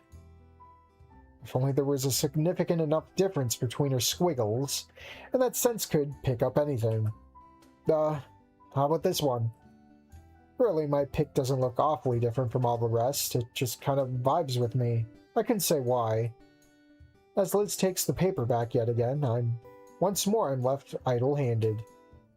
Naturally, that means I take something else from the bedside table, this time it being a manual for mopeds. Surprised, Liz looks at me from over the edge of the paper in her hands, which she does by lifting her head instead of lowering the thing. Then, to my surprise, her eyes narrow with a kind of stern look. Think you could stop going through my things, THINKO? Oh, shit. Oh, sorry, I wasn't thinking! Quick, I place the instruction manual back on the table, but I shoot Liz a quizzical look regardless. It'd be a lie to say that I'm not interested now. It's because I want to get my license. Like, for a motorcycle? Well, yes, but a moped specifically. Dad promised to give me his old clunker, and it'd be pretty sweet if I didn't have to walk everywhere. Well, just take the bus. I want to interject here to point out the existence of public transportation in the city, but then I realize Liz might be facing the same issues there as she does in the hallways at school. Well, she didn't seem to have a difficulty in the limousine. Or is this Liz's neck like quadruple the size of original Liz? Oh my goodness. Well, my job here is done. I'm gonna unplug my PC now so I can plug other things into the generator. Alright, Horu. Thanks for helping. If I have problems, I'll consult the guide. The best I can. She can ride a bus, probably, only it'd be anything but comfortable. Then again, the mental image of her long neck flopping in the wind as she rides a moped is also quite comical. And honestly, it makes me question the feasibility of it to begin with. But I don't say that out loud. Sounds sweet. Yep, and it'll make student council supplies runs much easier too. Supply runs? Like what? Replacing all of Ben's pens and shit? Oh, haha, keep talking like that and I'll have you escort me there too next time, Sir Knight. You're not really trying to threaten me with going to the mall, are you? You'd be surprised. Okay, well, I guess I'll have to take her word for it. Not sure killed the conversation, though. As has probably noticed the change in the atmosphere, too, shuffling around awkwardly. So, not to sound rude or anything, but I still got studying to do today, and... Oh yeah, no, I get it. I'll get out your hair. Bye, Liz. Are we gonna get bombarded? By, Misha? Getting up from the bed, one last time I look at the string of lights above to take a moment to appreciate the fruits of my labor. It sure could have been a fruit of our labor, too, as I'm still not fully convinced that Liz couldn't have helped if she wanted to. I don't want to say that I'm salty about it, but as we re-enter the main living area of the flat, I still can't help stop myself from pointing it out. You know, this could have gotten a lot faster if you used your hands too, and not just your mouth. Well, that's one way of putting it. Yeah, well, maybe if... Wahaha, Liz! I didn't know you two were such close friends! Just what were you two doing in there, flirting it up with Storm? Oh, what are you going on about this time? I wasn't flirting. Yeah, wish she had been. Inko was helping me put up those lights that someone was too busy for. Wow, what a good thing Inko is such a handyman. Waha! A handyman? Geez, what am I, a grueling 9 to 5 in a hard hat with too much overtime? Nah, not really. No, Inko, you're not supposed to say that. Huh? A boy is supposed to be handy. The open jars in the reach the top shelf. They're And girls are supposed to stay in bed late and be cuddly. Out of words, I shoot a look at Liz, wondering if she's going to defuse the situation or what. Thankfully, she seems to pick up on my meaning fast enough. Save the brouhaha, girl. Thinko is just leaving. Huh? Oh, but we never got anyone over. Never. Exasperated, Liz rolls her eyes at Misha's complaint, as if to say, wonder why that is. Say goodbye now, Misha. Bye, Inko. The sad puppy eyes Misha is giving me, they're... Oh, rap G. I'm not made out of stone, all right? Well, hey, Mish, we'll see each other in school, right? Oh, totally. Wahaha! Leaving the crazy girl in the apartment behind, Liz accompanies me outside for one last goodbye. I try not to make it too lengthy, especially now as the evening chill is beginning to be felt in the air. But to my surprise, Liz lingers for a little while after we say our farewells, as if unsure how to, and if, to say something. Hey, you know you really didn't need to. Sigh, what I'm trying to say is, thanks for volunteering. Huh? Oh, geez, I mean, yeah, she didn't need to bring it up like this. No, sure, I could see how uncomfortable you were with the idea of Ben taking you home, so yeah, don't worry about it. With not much else to say, not by either of us this time, we do kind of an awkward wave off at each other, and I take my leave back to the way we came. I tighten my collar around my neck, shivering slightly, but even the cold can't dampen the surprisingly good mood I'm in. I really had no expectations when I spoke up against Ben earlier. I mean, speaking up against Ben is its own reward, but still, this visit to Liz's was quite nice. The weather was nice, Liz was nice, Misha didn't give me a brain aneurysm. Yeah, it was all pretty cool. And learning about Liz too, I never knew she had so many little things going on in her life. To me, the whole student council thing would be enough. More than enough, even, in all likelihood. But it seems to me Liz not only enjoys her position, more or less her whole life revolves around it. Like, sure, getting your license is cool and all, and it allows you to do many things. Round trips to the mall to get supplies for your job are only a part of that, a convenient excuse. But in reality, I would be quite willing to bet that she'll get most use of whatever bike she gets during those round trips. And just who in their right mind wants to do that? It's as if Liz wants to be responsible about being responsible. Ugh. But I guess that's just how she is, and Raptor Jesus knows that there could be many, many worse qualities she could have. Like pretty much everyone else does in this place. I'm not sure if I'll run into Liz again this week, but should worse come to worse, I might call her for some weekend shenanigans.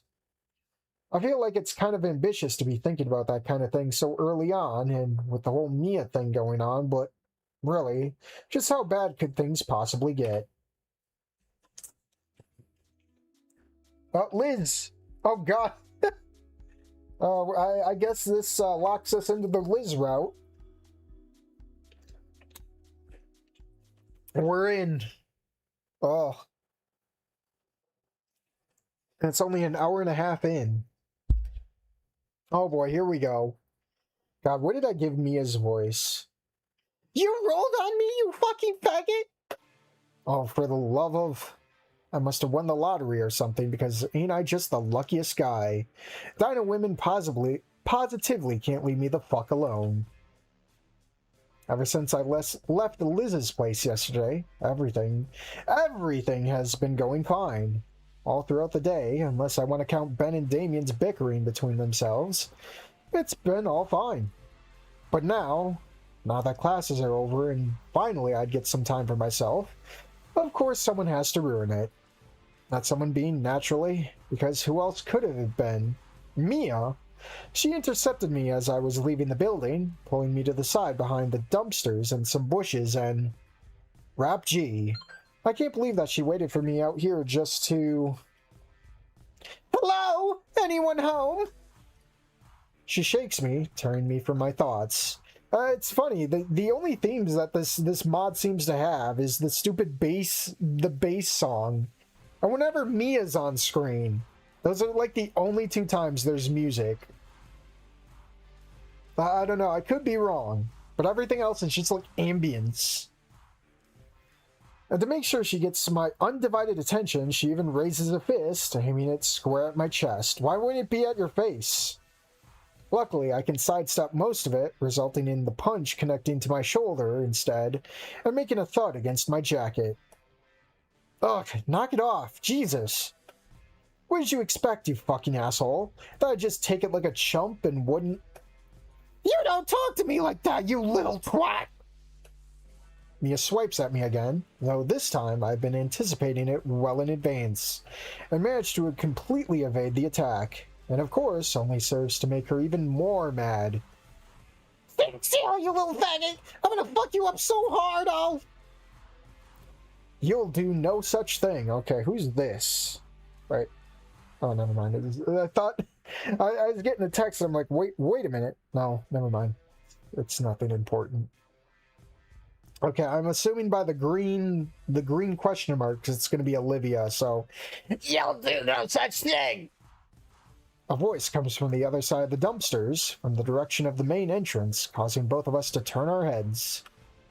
And to my great surprise, the person belonging to the voice is no other than... Oh. Never mind! Blown the fuck out!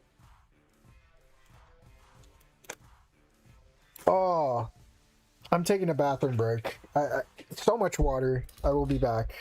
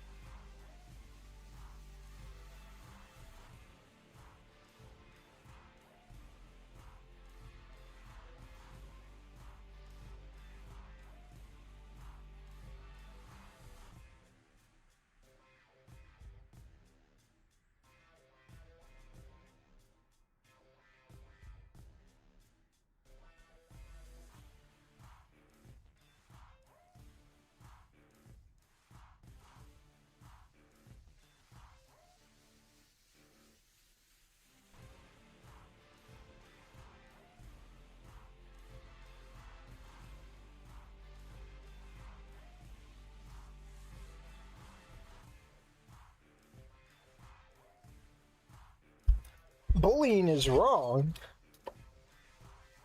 All right. Let him go, Mia. You do what?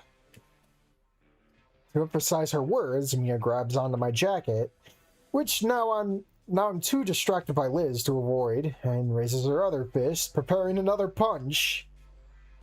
In retaliation, from behind her back, Liz pulls out something gray and rectangular shaped, and BANG! She's fucking dead. Just fucking dead.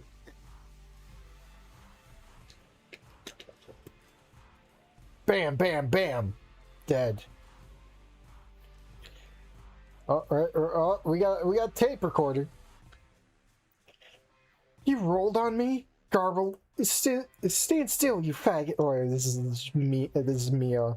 You rolled on me. You stand still, you faggot. I'm gonna fuck you up so hard, Oh, wow. As with a mechanical whirl, the voice in the recording dies out. Liz, this is 2026. I could just shrug that off as AI. No one's gonna believe you. Silence settles over us, a fat, heavy, pregnant stare. No sound, no movement. From the corner of my eye, I look at Mia, her mouth agape and eyes wide. Looks like she wasn't expecting this. I sure wasn't either. What's Liz even doing here? Well, whatever it is, I'm glad, and I wish I could do something to help her, because God knows facing off against Mia like this must be quite fucking frightening. A moment later, the spell is broken. I'm shoved aside with the comparable ease as if fighting 5-year-old, and then she storms off in Liz's direction. I can practically see the little plumes of smoke coming out of her ear holes that are covered. The fuck do you think you're... That's illegal, you stupid cunt! Despite the harsh words, Liz stands her ground. Don't worry, I'll delete it, right after I've shown Idekin and the principal. Oh yeah? What's that gonna do for you, huh? Heaven knows I did it, you fucking cretin! Is going to jail worth it to prove it? Oh my fucking... This is wrong! Listening to Mia is indescribably infuriating, but I can't say that she's wrong. If Liz uses the recording, she'll have to take the heat for it. But if she doesn't, then we're back to square one. I doubt that you could go to jail for something so minor, but then again, Mia's got her own PR department backing her, which could very well include some asshole lawyer, for all we know. One based in Rhino Rex reel. This conundrum has visibly got Liz in a bind too, and the victorious smirk on Mia's face grows wider as the seconds pass. If only I could do something, but... Wait, maybe if I... It doesn't matter who recorded it. Not if a copy just happens to find its way to Mr. Idakin's desk. Ah! I step up, standing between Mia and Liz. And, just what the fuck am I doing, really? I'm not fucking asking. Give! Mia lurches forward fast, trying to grab the recorder out of Liz's hand. Liz should just put it into her mouth and then raise her head up. That'd be so fucking funny. Even knocking Liz down, she can't, like, still reach it. Dude, that'd be a fucking funny CG, dude. Nuh-uh. Yeah. There we go. There we go. Thinking on the spot, and I can barely believe what I'm seeing, Liz crams the recorder into her mouth, Snoot thing, and lifts her head high up, way out of Mia's reach. You fuck! But you know I can still beat you up until you spit it out, right? And you know I'm still here too, right? And you know what? Wait, and you know that I can take on both of you, right? You're nothing but some fucking pathetic little... Do that and we'll tell Mr. Latikin. He trusts Liz. He'll believe us.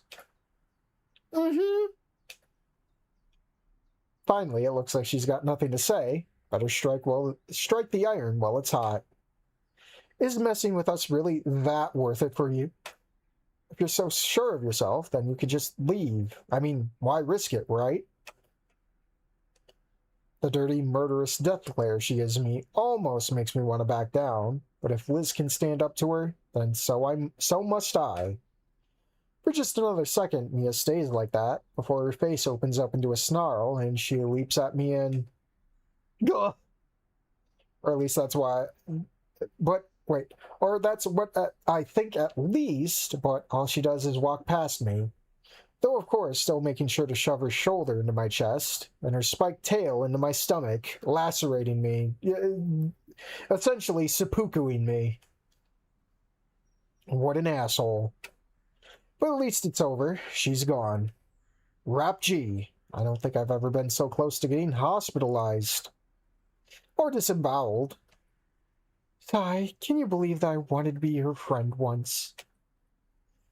I guess I better delete this now. Behind me, as I cradle my poor stomach, Liz had let her head down, holding the drool-drenched recorder in her hands, and doing her best to undrool-drench it.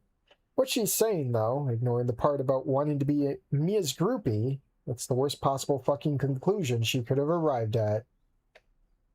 What? No, no way! For a moment, Liz is taken aback by my words, or maybe by the force in them, but then her expression changes and she replies with a frown. I know, but I have to. I hate to say it, but Mia's right. I can't keep this. It's no use. Exactly, that's why you can't delete it. Huh? What do you mean? You're not really serious about sneaking a copy into Idakin's desk. It's useful information, sure, but... No, it's not. It's blackmail. Excuse me? Look. So long that Mia thinks Mr. Idakin might hear this, she won't start no shit. Isn't that what you want? But that's... If we're taking a risk anyway, wouldn't it be better to just give this to Idakin? For emphasis, Liz begins to wave the recorder around in the air, showering our surroundings in little droplets of saliva. Ugh. Including my clothes. Ew. We can't know for sure that without this evidence he'll ever be able to. And that's exactly what we want. It is. Before answering, I reach out to stop Liz's hand.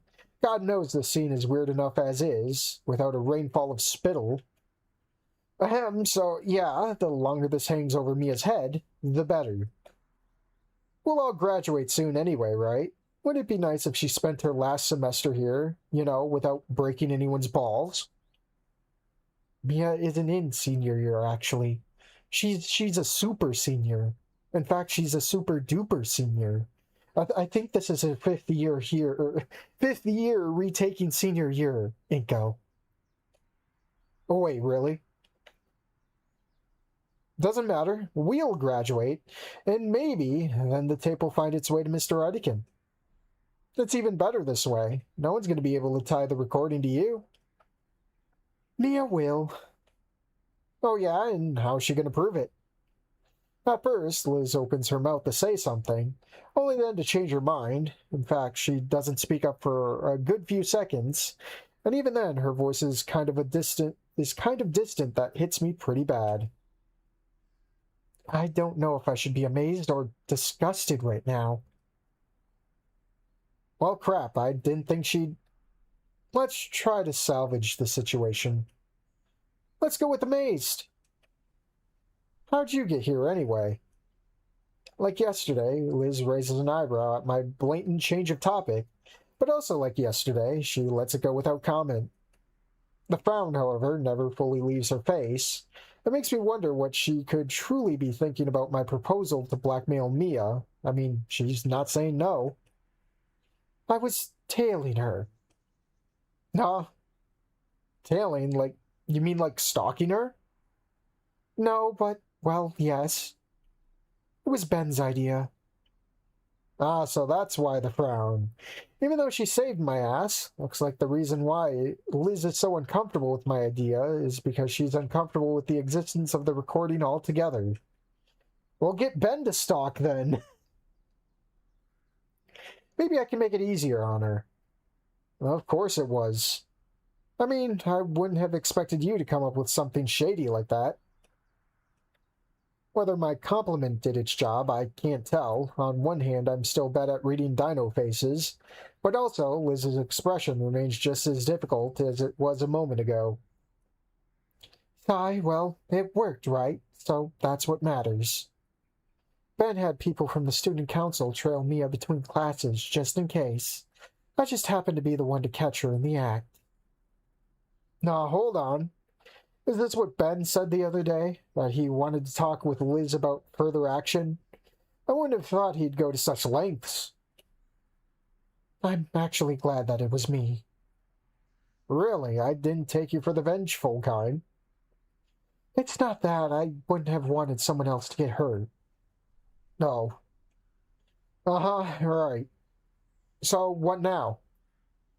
What do you mean? I mean, like, are you gonna go tell someone, or...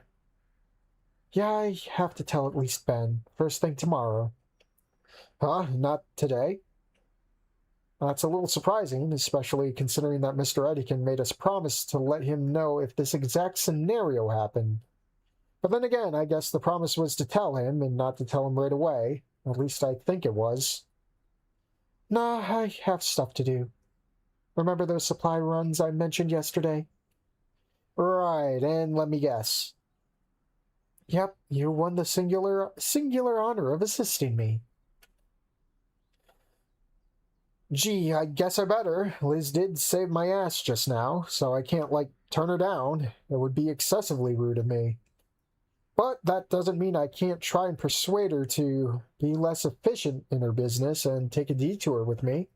Not a date, surely, just a hangout. Well, let's go then. Elizabeth. A detonator. What?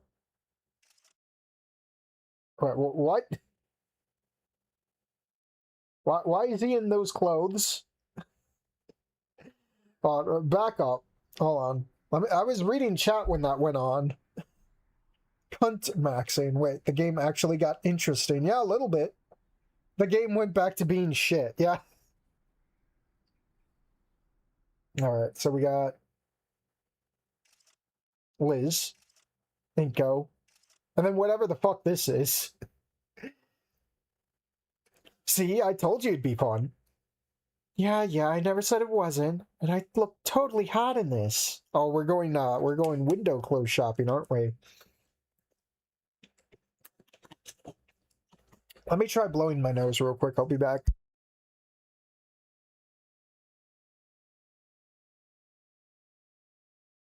Ugh, I want to turn into Snort Side Phil. But, Sai, let's get back to what we came here for. We arrived at the mall some 20, maybe 30 minutes ago, concluding a walk that wasn't really anything special. Leaving all the drama back on campus, we spent our time talking about simple little nothings. All that, and I kept prodding Liz gently in the direction of having some fun together, like trying on some new clothes. At first, she was against the idea, of course, Miss Responsible Student Council Chief Treasurer, but in the end, after one of my more witty jabs, she gave in. It's really not that I just so love controlling her. It really isn't that, it's just Liz needs to be safe from herself, like, very. I mean, isn't it normal to want to take a break? You don't have to dive headfirst into your chores right out of the school gates. I'm the kind of person who values their mental hygiene way too much for that. Some call it commitment, I call it pointless. Gotta put your own well-being into the equation. And, I guess by proxy, the well-being of those around you, because who needs the aggravation of being surrounded by whiny dumbasses once their lives come crashing down around them? Not me, no sir. I'm way too smart to fall for a trap like that. In fact, Ah, crap. Oh, me and my big mouth. Huh? What's up? My phone just died. That's it? I mean, yeah, that's mildly annoying, but... Crap, I had my shopping list on there. Okay, quick, Inko, grab a pen and paper. Where the fuck from? Just... Frustrated, Liz moves towards the changing booths, shoving me in front of her along the way. We got custom CGs. We're already mostly changed back, and we're only about to put on the next set and leave before Liz decided that we wasted too much time, but there's still some accessories and stuff to take off. Listen, and try to remember, we'll need... The curtains on both stall slides closed, and though I'm still trying to get a handle on the situation, I do my best to listen to Liz's words over the divider panel. Printer paper. We need loads of printer paper. Some fabrics, a couple of yards, and yarn. Lots of nails, too. Or screws, I haven't decided yet. What else? Oh, this one's important. We'll need cyan ink, printer ink. Try to remember this one, okay? And, we'll need actual paint and... For a while, Liz continues to list the items, amidst the rustle of clothes as we're changing. It doesn't take me long, but I decide to stay put and busy myself with rubbing dirt off of my shoes until she gets to the end of the list. But eventually, Liz finally decides that she's done. Geez, is that all? Getting an odd sense of deja vu here. Although I'm snapped out of it real fast by a head suddenly appearing over the divider. She can just peek at us any time? Oh god, Liz jump scared. Ready to go? Well, good thing I was already dressed, but what the hell? Hasn't she heard of the term privacy before? What the hell? Liz, you just can't... Huh? Suddenly it seems to dawn on her that what she just did... And though a blush appears on her face, she awkwardly, stiffly remains in the same position. I mean, we're already dressed, and you guys have less stuff to... I opened my mouth for a retort to tell her off, but by the time I manage to formulate the words, someone else does it for me. Young lady, that is highly inappropriate! Slitting the curtains while Liz quickly retracts her neck, I see one of the store clerks closing in on us. She doesn't seem truly angry. I think it not at least. More just like kind of annoyed. To minimize the harm done, after all, there really hasn't been any... I quickly step outside to show that I was actually all dressed. Now we got not Stella over here. Nah, it's all good. I was already... That's no excuse! We're not that kind of establishment to... I apologize, it was my mistake. Sigh, please make sure it doesn't happen again. Of course, we were just leaving anyway. At that, the clerk gives a weak, tired nod and finally stops pestering us. But, hold on, leaving? We were? Huh? Yes, we were. Didn't you listen to anything I just said? We still have a whole bunch of crap to hunt down. Yeah, sure, but I think on one of those shelves I saw... Move, now. Oh, fine, jeez. Oh boy, back to the mall lobby again. Following Liz outside the store and then down the corridor, I make a mental note to come back later on to try one of those jackets I saw. Incidentally, it's only then I realized... Did she say we had shit to hunt down? I thought she knew where all the stuff was, like she had a routine. Now it's going to take fucking forever. Rapchi! Let's hope that I just misheard her. I want to ask, but she heads me off. You know, I was a little surprised when you asked me to do this. Why? Well, we never really hung out like this before. Is this the kind of thing you do with your friends in Rock Bottom? No, not Rock Bottom again. Sorta. Mostly I do it all by myself, take some pics and post them online. That's why I figured that, if I could get you to do it, it'd be more fun. I see. Well, it was fun. Glad to hear it. However, getting back to the more important questions.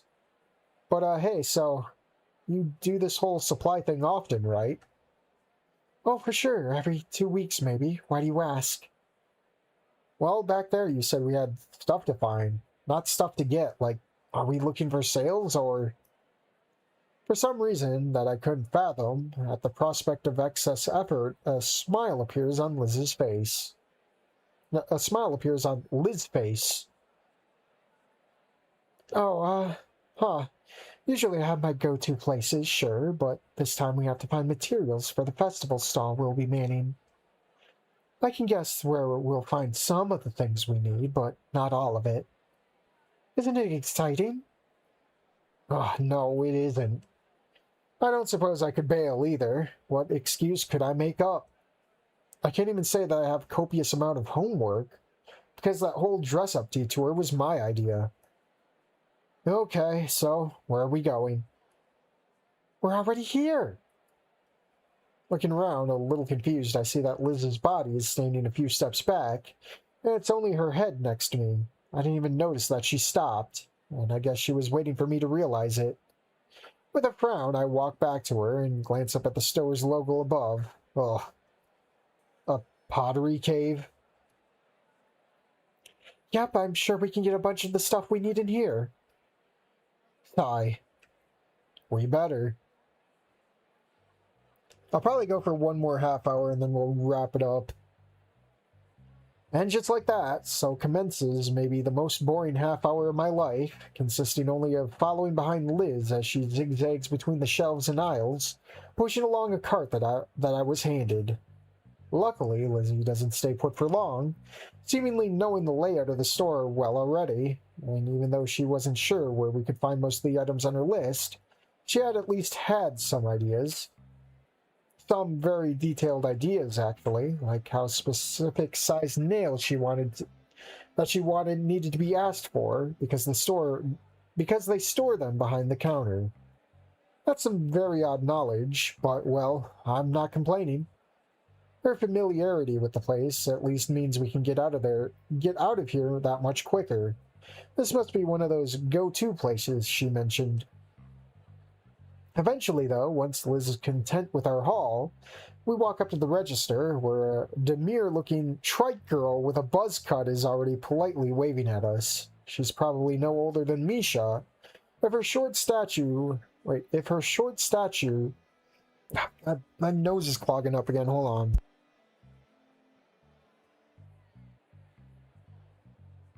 Couldn't get anything out, but whatever.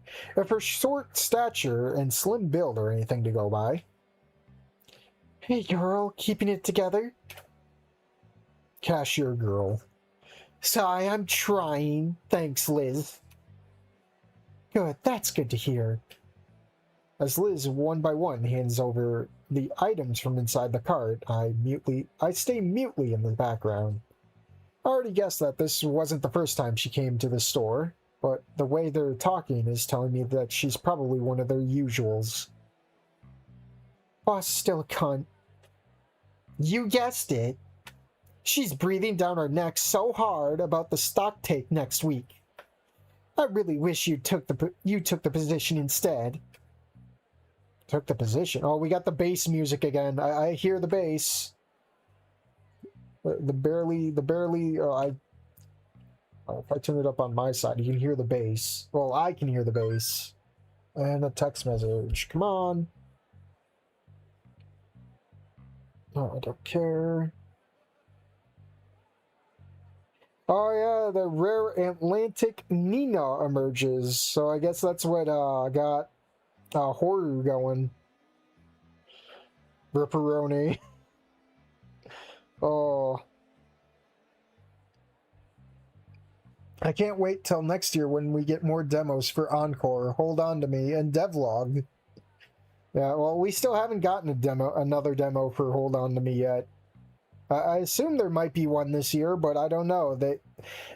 Roach wasn't on SnootCon this year, so I kind of have more doubt than faith, you know.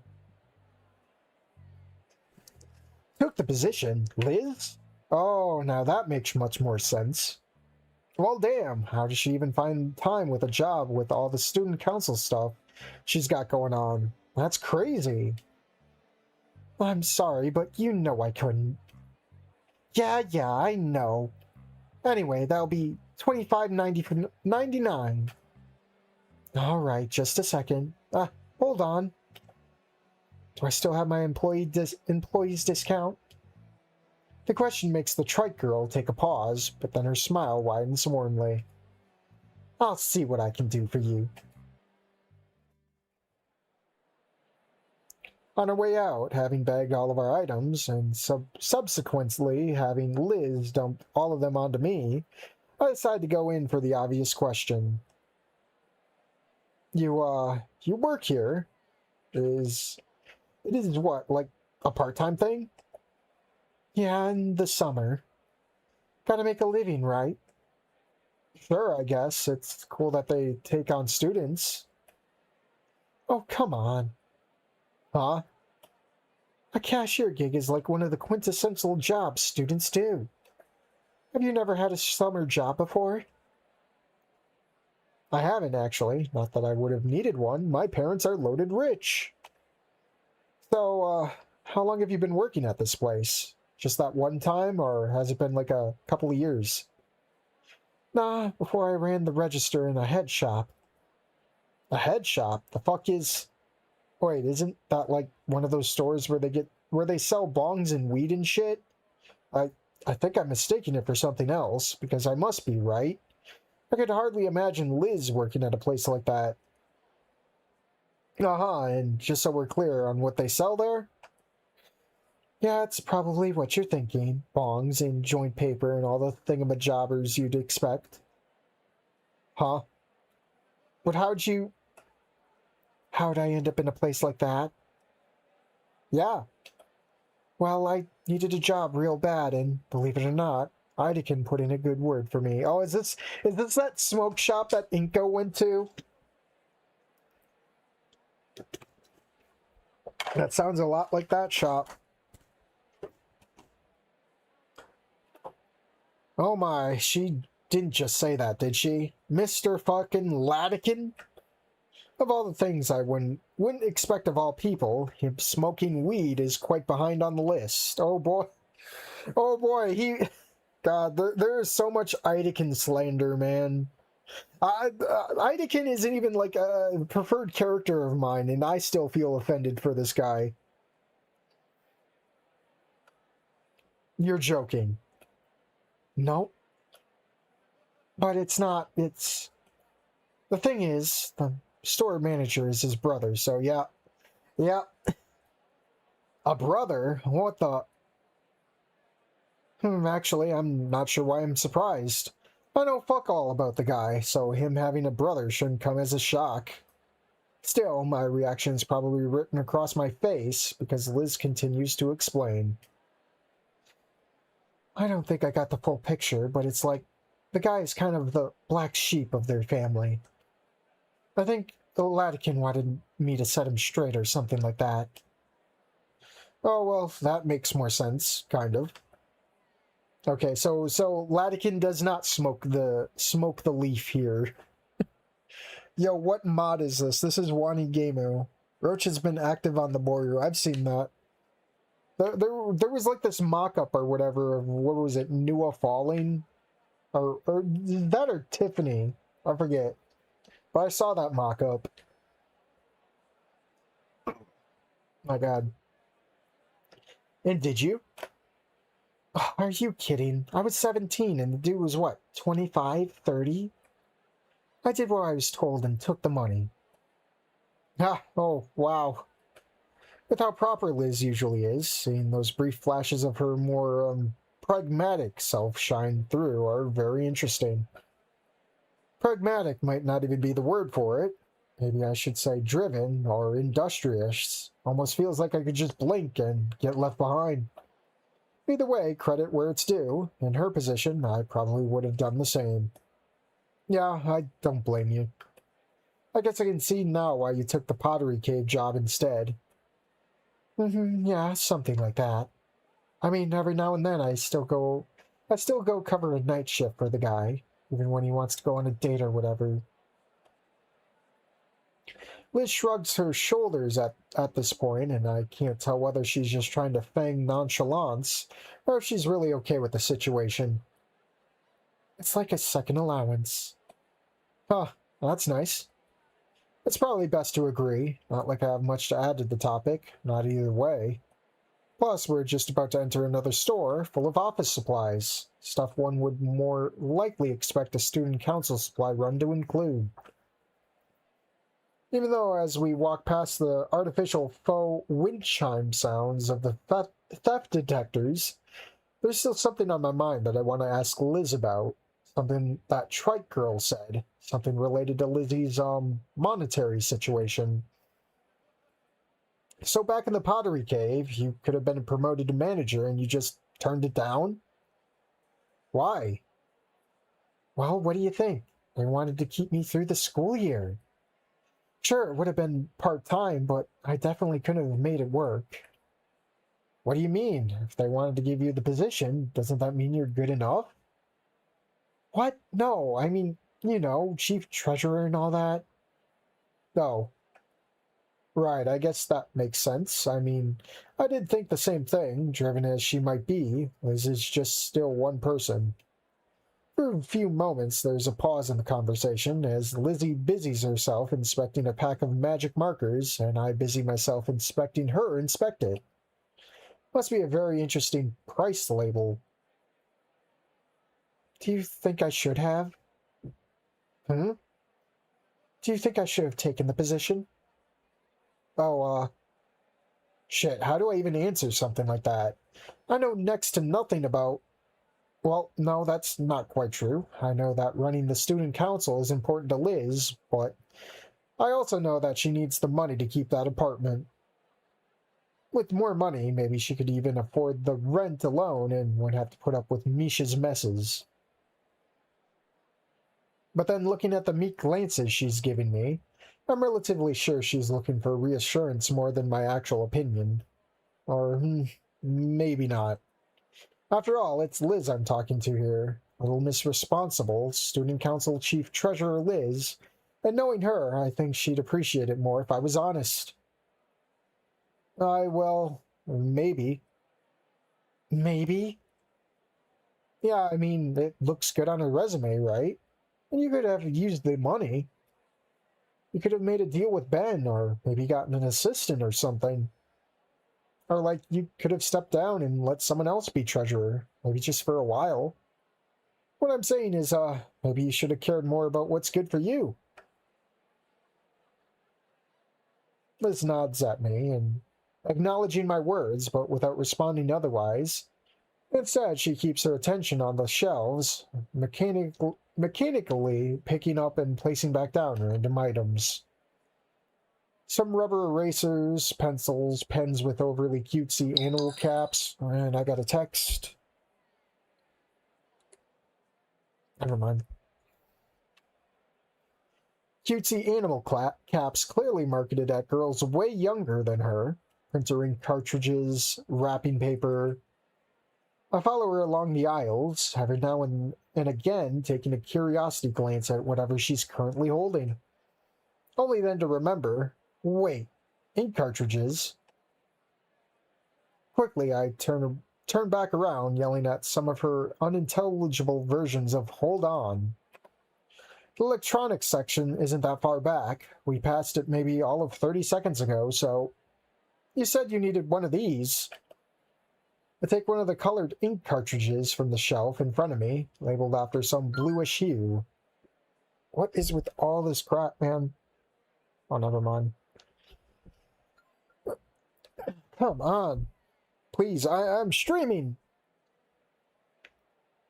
I take one of the colored ink cartridges from the shelf in front of me, labeled after some bluish hue. Oh, all right. Yeah, I did say we needed ink. The way Liz says the words makes it feel like she's still under some spell, paying more attention to whatever's going on in her head than in her environment. Thanks. Don't mention it. Right, want to get going now? Liz perks her head up at the question, as if just now truly snapping back to reality. What's that all about? We do the rest of our shopping, not really talking about anything interesting, or at all. I didn't mean to make Liz reconsider her life choices back there. Honestly, I didn't. And even though I tried to, kind of take back what I said, she remained awfully quiet after that. The only time I managed to get her to talk about anything was when I asked her about the stall they're making. But even then, it was only stuff she already told me. Eventually, though, it looks like we got everything we needed, and finally make our way back out onto the streets. I'm carrying most of the haul, of course. It's fine. The heaviest thing we got is probably a can of red paint. Still, my nicotine-deprived body is really feeling the difference. It makes me feel restless, and just out of discomfort, I keep switching hands when the handle starts cutting into my palm too much. Makes me want to light up, too, but I'm not sure what Liz would say about it. Say or think. And so, we're kind of just ambling down the streets, slowly making our way to wherever she wants us to go.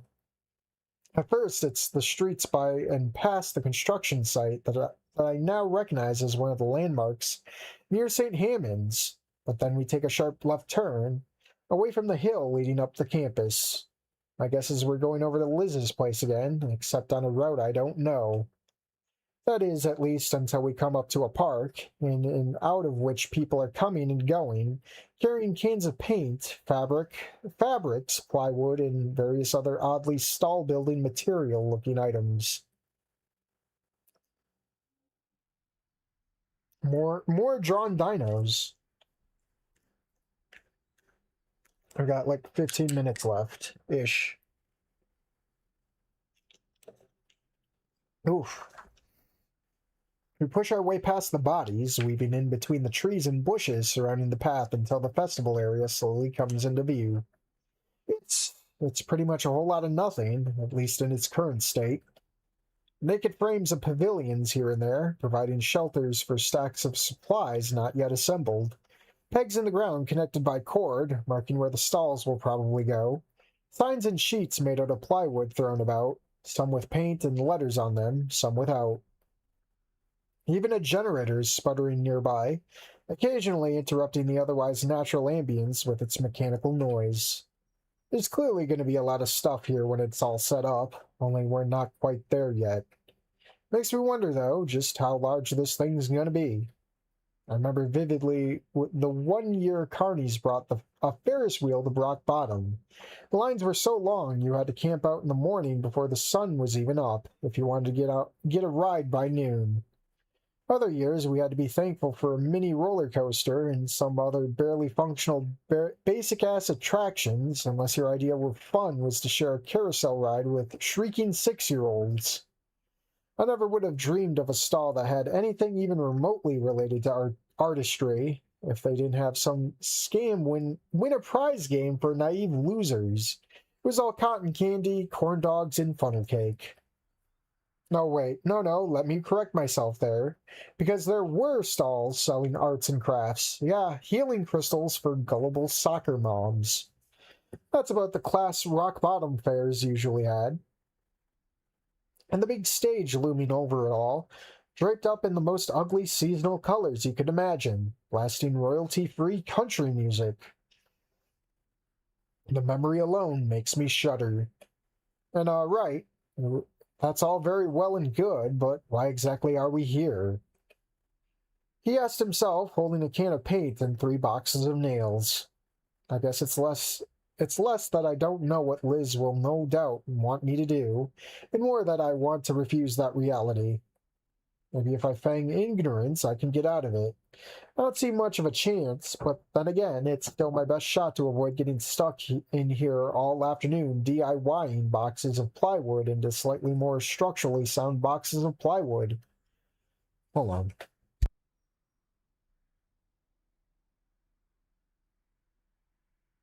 God, I can't get anything out of my nose, and I'm feeling the dark side snort trying to come in, and it just sucks. That's why I want to end earlier than usual, man. It probably doesn't help with all the smoke that's going on too. Air quality is super low. So, what are we doing here? Oh, sorry, Inko, I should have told you. To get on the good side of the organizers, we have some people from the student council helping out whenever we can. I wanted to drop off some stuff for the guys today so they can get on with it. Drop off? They? I like the sound of those words. Ah, I see. They're gonna run into Ben, aren't they? But why, though? I mean, can't they do it themselves? Sure, I mean, they could, but they're allowing a bunch of us students to put on a gallery and sell stuff. Usually have to get a buttload of permits for that, and we don't really want anyone asking questions about it. At her own explanation, Liz frowns, looking a lot like she did back when I told her to keep the recording of Mia. That's not very hard to figure out why. Let me guess. Ben's idea. Susie's idea. Sigh, yeah. I just hope it'll be worth it. Sure it will. My response is instantaneous. I already knew what I was going to say when I asked the question. Honestly, don't know if I believe it myself. I just want to be nice to Liz. Do you really think so? And that's the question I hope she wouldn't ask. Could she have just accepted the ego boost? I think. There you are! Yep, Ben. Huh? Ben. Rap G, speaking the devil. Seriously, if I'm to be smote with a 5'8" parasol plague, could it have been a very small pack of locusts instead? Ugh. But Ben, hi, are you here with the guys too? No, not today. Actually, Liz, I've been waiting for you. For over an hour now. What? Why? To make sure you got everything we need. Everything we need? I've always done our supply runs, you know that, so I... He cuts Liz off with a raised hand, which then he moves to rub at his temples, very theatrically so, and then he turns to lead us to a nearby group of students. Barking a few orders at them, he makes sure everyone's doing what he wants them to do, and only that, all except for one guy standing awkwardly in the back from whom Ben takes a hammer of some kind. The head of one of the mallets splintered, so we'll need a new one. I tried to call you, but you didn't answer. As suddenly as he first started moving, so Ben now whips around, he looks pointedly at me, pretty much the way one sizes up a nasty pile of dog shit in their front yard. And now I know why. You really just can't stay out of trouble, can you? Trouble? What are you talking about? Disrupting student council business. Disrupting? Are you serious? I haven't done shit. Oh, and making them stalk me all day is fine, is it? Nothing better they could have been doing, like, I don't know, hanging out with their friends?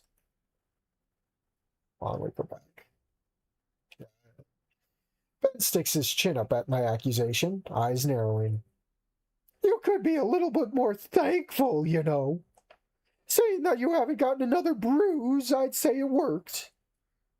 Because one of us cares about people other than themselves.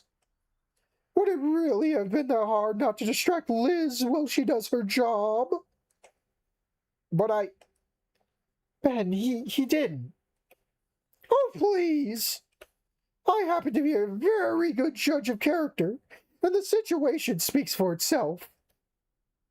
Oh yeah? Well, nobody asked for your judgment. Nobody asked you to butter your hairless head into our business either. Ben, stop. My phone died. That's why I couldn't take your call. And THINKO, he helped me get all of our stuff. He even remembered the printer ink when I forgot. You know how many posters we still have to print, right? If it wasn't for him, we'd have to put it off another day. For added emphasis, Liz takes out her phone and taps on the screen a few times. Of course, it stays black. Then there's a pause. I can hardly imagine that Benny boy here still has shit to say, only he doesn't want to admit defeat. Unfortunately, though, this stalemate doesn't stretch on long enough for him to realize that, because Liz continues to fold as easily as she does with me. But maybe I shouldn't have gotten THINKO involved, because it's council business, right? And he's... No, it's fine. You were right and I was wrong. You made the right call. Well, I'll be going then. Going? We still need that melon, don't we? Liz, can you hold down the fort here for a bit? Everybody knows their jobs, just make sure they do it. No, we gotta go. Please, Lizzie, please say it. You know you want to. I can see that you want to. Sure, Ben. Ah, fuck me. Helpless, I watch as Ben, now completely complacent, takes his attention off of us, and he's just about to promptly leave too before Liz calls out after him. Ah, wait, Ben. I wanted to talk to you about the budget for the... This is not the time, Liz. Stores will be closing soon. But... I know what you want to talk about, and we'll talk about it soon. Maybe next week. Next week, but the... Right now, we have more important things to focus on. Priorities, remember? We talked about this. First comes the charity event we're planning. But Now, if you'll excuse me. With that, and a sharp glare at me, Blue Boy takes his leave. Wow, what a fucking dick. I'm not sure if I've seen Liz be really upset before, but this time he sure managed it. And of course he gets to go, while I'm left here in purgatory. Jesus, the fuck is his problem? Don't worry about it. Don't worry about it? That prick almost just... THINKO, don't. Please. I like how everyone has to make excuses for Ben. Damien makes excuses for Ben. Liz makes excuses for Ben. I think even Ideken makes excuses for Ben. My god, he's even worse in this mod.